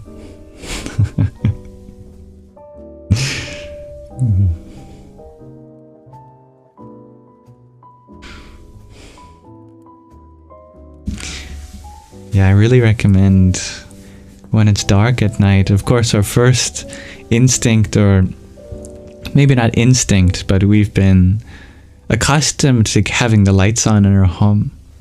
But it's really natural for us to be in darkness too. And we're almost never in darkness. Try to see what's the minimal amount of light you need to do something. That can be really helpful for our psychology. And then of course in the day, it's great to go outside and be in the sun. Get lots of light during the day, but at night, what can you do? Is there anything you can do that is completely in the dark? Meditate, for example. Same thing with sound. We might spend our day full of sounds, but how can we create a kind of silence at nighttime to balance that all out? dear Azura, you're surprised this wasn't ASMR Sunday. I forgot. I had planned for this to be ASMR Sunday, but you just reminded me what day it was today. Yeah. I apologize for that.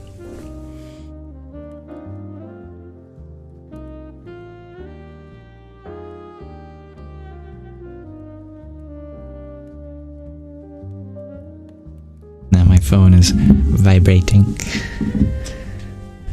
Time for us to transition in our vibrations from our manana to nididhyasana.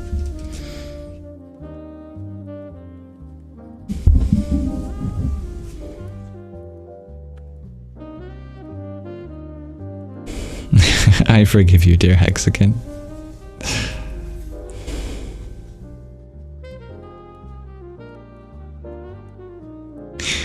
Alright, I'm grateful for this section of the Sangha and all of the wonderful experiences we've shared together. I'd like to conclude with a kind of meditation, if you're interested in participating, for us to engage in some quietude, stillness. I'm so nourished by all the community here, and thank you for that. Allow me to switch scenes now to nididhyasana. Boing.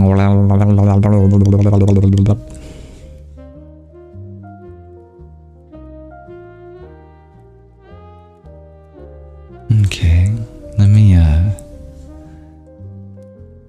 turn down the Christmas music. Welcome to the space beyond music in this final part of the Sangha, where we'll end with a meditation.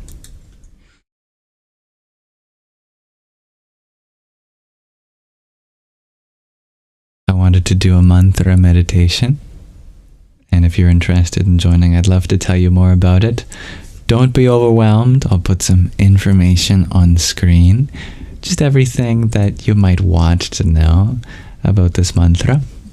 We've got what it is up here. This is a rare mantra for the divine physicians, the Ashwins. In Devanagari, you can see it there. It is pronounced Om Arlam Arlam Ashwini Bhyam Namah. You can see it in the International Alphabet of Sanskrit Transliteration. It means something like Om, and then two bija, seed syllables, salutations to the two divine physicians, the Ashwins. And some pointers on pronunciation. The O and the L and the A, they're longer than other vowels. And speaking of which, this L with a dot under it, these are vowels in Sanskrit. It's a fascinating thing that if you explore the soundscape of the mouth, actually L's and R's are more like vowels than consonants. So in Sanskrit, they're considered vowels in certain contexts. This is one of those contexts. So it's an L sound directly into an M sound. But there's a little differences between the way we say our L's in English, for example, and the M here as well. You'll notice they both have dots under them. The dot under the L means that it's actually a rolled L. You may have heard of a rolled R, but have you heard of a rolled L? It's a little more tricky than rolling your R's, so you probably have to get your rolled R's under the belt first, but then you can bring the fluttering closer and closer to your teeth, and eventually you can roll your L's too. Arl, arl, arl, arl, arl. Something like that. And it comes in two forms here. There's a short and then there's a long. That's because This mantra is invoking two different forms of the divine, the twins, twin Ashwinis, twin horses, which symbolize physicians. It's said that this mantra has the ability to heal various ailments. Very rare. Some other pointers, the M with the dot under it is more of a nasalization. You don't actually have to touch your lips together, just bring the mode of resonance into your nasal cavity. Kind of like a sitar. And yeah, we're going to do it 108 times. Sanskrit has many different sibilants, so we differentiate them with different accents on the single letter S, but this one just happens to be the regular SH sound. And finally, at the end of the word Namah, which means salutations, there's a short exhale. Namah. All together. Aum Arm Arlam Ashwini Bhyam Namah. This sacred sound has the ability to call upon the twin physicians. Don't worry about exact pronunciation, but if you're interested in mastering the art of these sounds, please feel free to use these pointers.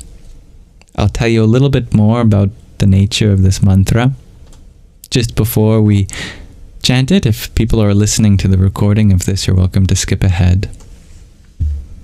So the Ashwins, also known as the Ashwini Kumaras, are celebrated across the Vedic and later Hindu traditions as the celestial twin physicians. They are revered for their healing powers, speed, and benevolence, appearing at daybreak to dispel darkness and grant good health. Mythologically, they are attributed with curing ailments, restoring youth and vitality, and shielding believers from suffering. Their role as swift responders to prayers underscores their reputation as divine healers, which is why they are often invoked through specific bija, seed sounds like rum and rlum, the long and short variation, as found in texts like the Kamika Agama. The Kamika Agama is an ancient Dravidian scripture, and I can even bring it up on screen, well, a part of it at least, that I've put into a Google Doc, which if you want, you're welcome to ask me for, and I'll happily share with you. You can see this. In the Kamika Agama, they tell us the meaning of bijas, different seed syllables. Here we have the two vocalic L's, which you can imagine as red and white. They refer to the two Ashwinis, which may be named Nasatya and Dashvara, respectively, but no one actually really knows what their true names are. Both bijas have the same ability called Jwarapaha, which means a remover of fever or other ailment.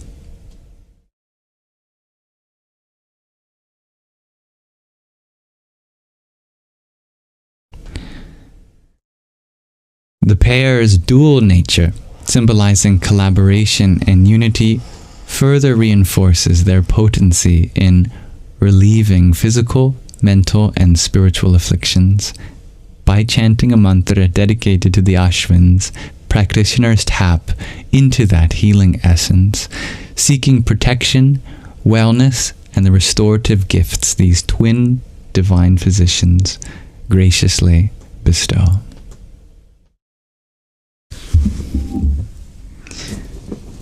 To keep track of the number,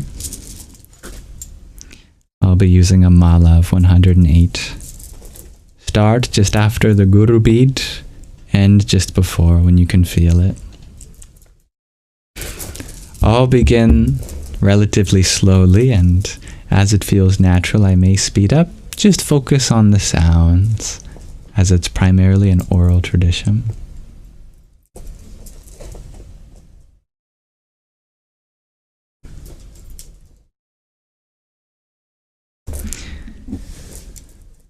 Om Arlam Arlam Ashwini Bhyam Namah.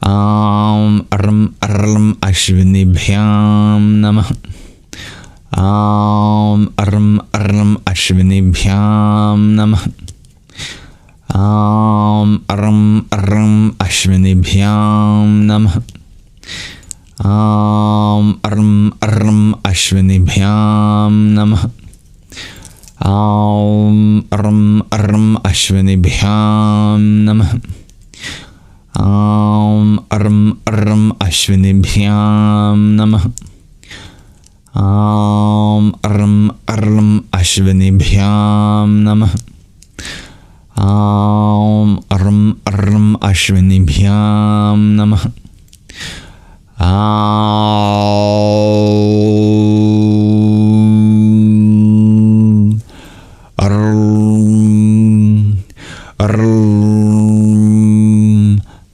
Ashvani Bhyam Namah.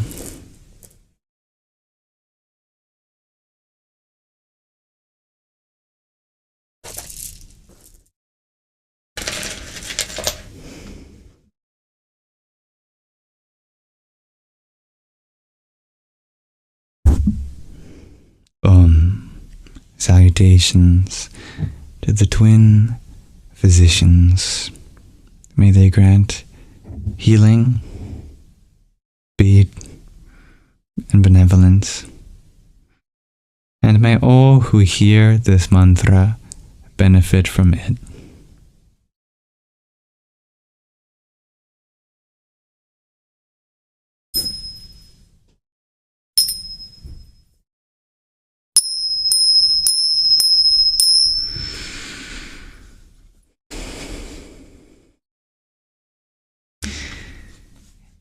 If anyone wants to continue to master this mantra, I'll add 2 more pointers. That BH sound is aspirated. You add extra breath. Bia, bia, rather than bia.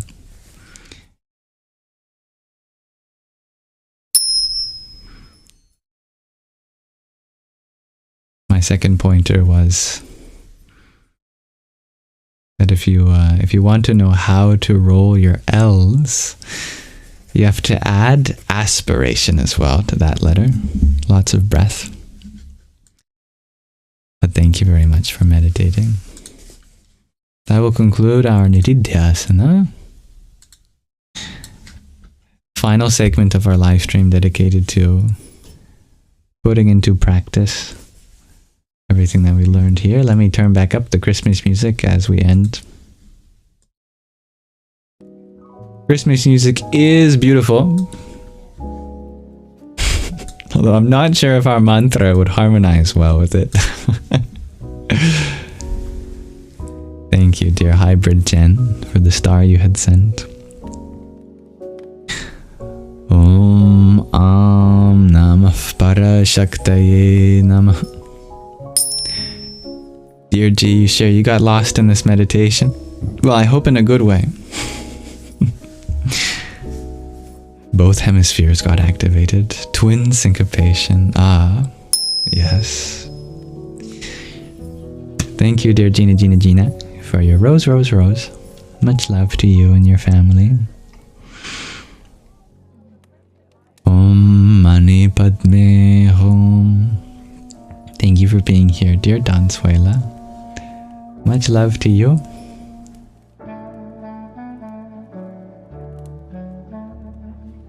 I'm so grateful to be able to connect with you all here. May the spirit of Christmas music or mantra be with you. It was a gooder, dear Rhiannon. I love those tricky sounds in Sanskrit. The beautiful thing about Sanskrit is that it's a workout of your mouth.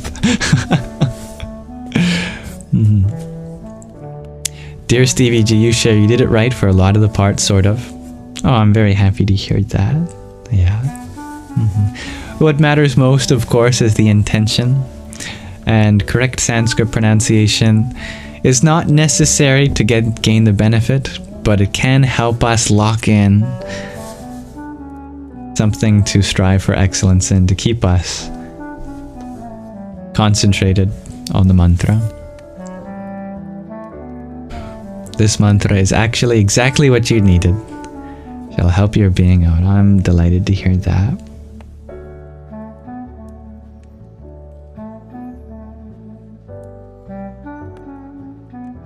Thank you everyone for being here. Thank you for allowing me to be here with you too. If there's any way in which I can make this space more inclusive next time, please let me know. And hold me accountable to that, to be a more humble host next time. Thank you to my lovely moderators for helping keep the peace too. Thank you for your likes, Giovanna.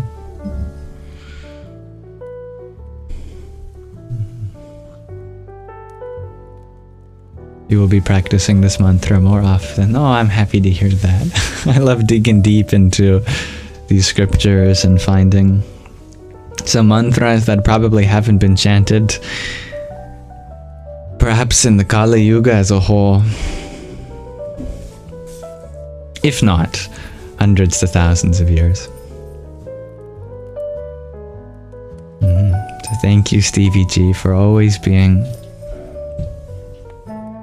so attentive to the things we explore here. Thank you, dear G, for always being so lovely to everyone here. Thank you, dear Mirna, for the warmth that you bring from around the world. Thank you, dear Rianan. Thank you, Dansuela, for all the motherly love and wisdom you share. Ragnhildur, thank you.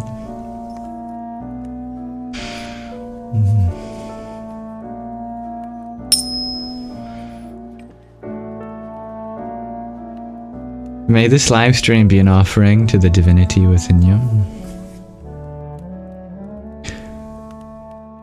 Om Asatoma Satgamayam Tamasoma Jyotirgamayam Mrityorma Mritangamaya.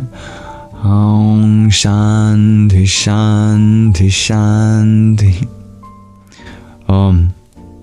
May there be peace in us. May there be peace in our environment. And may there be peace in the forces that act on us.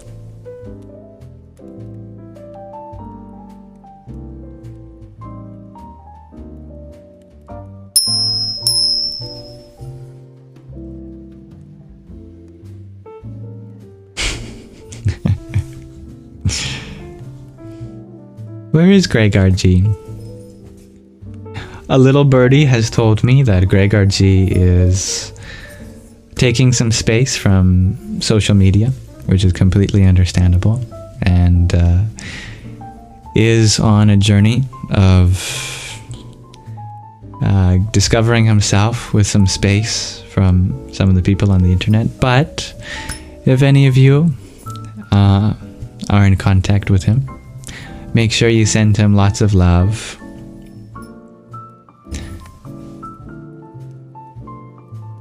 Thank you for allowing me to bring out all the wisdom that's already within you, dear Giovanna. Truly, it's not mine, but ours. So I wish to... One second. I wish to offer my heartfelt blessings to anyone here. And that extends to friends and family members in your life. I wish that for you.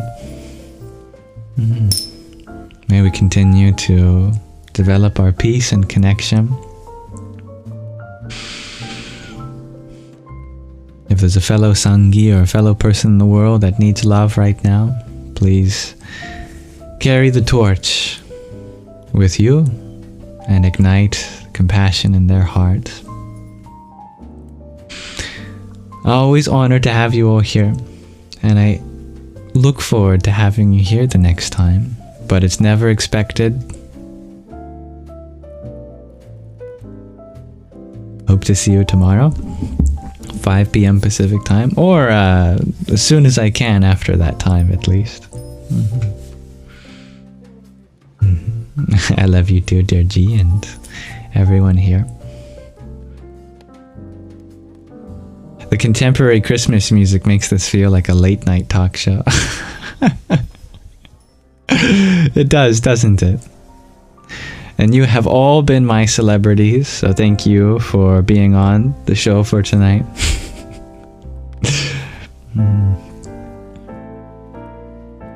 Salut, dear Mikish Gaming. If any part of this live was valuable for you, do know that it will be uploaded to my Yamsox Lives YouTube channel, along with the meditation, the show and tells, and the reading in their own playlists. They're there for you. Without further ado, I wish you all well. May you have a wonderful rest of your present moment. Whether it be your evening, your afternoon, your morning, or night. In the eternal now, may this moment demarcate the start of the rest of your beautiful life. May it continue from here in bliss, in joy, in wonder. Hakuna Matata.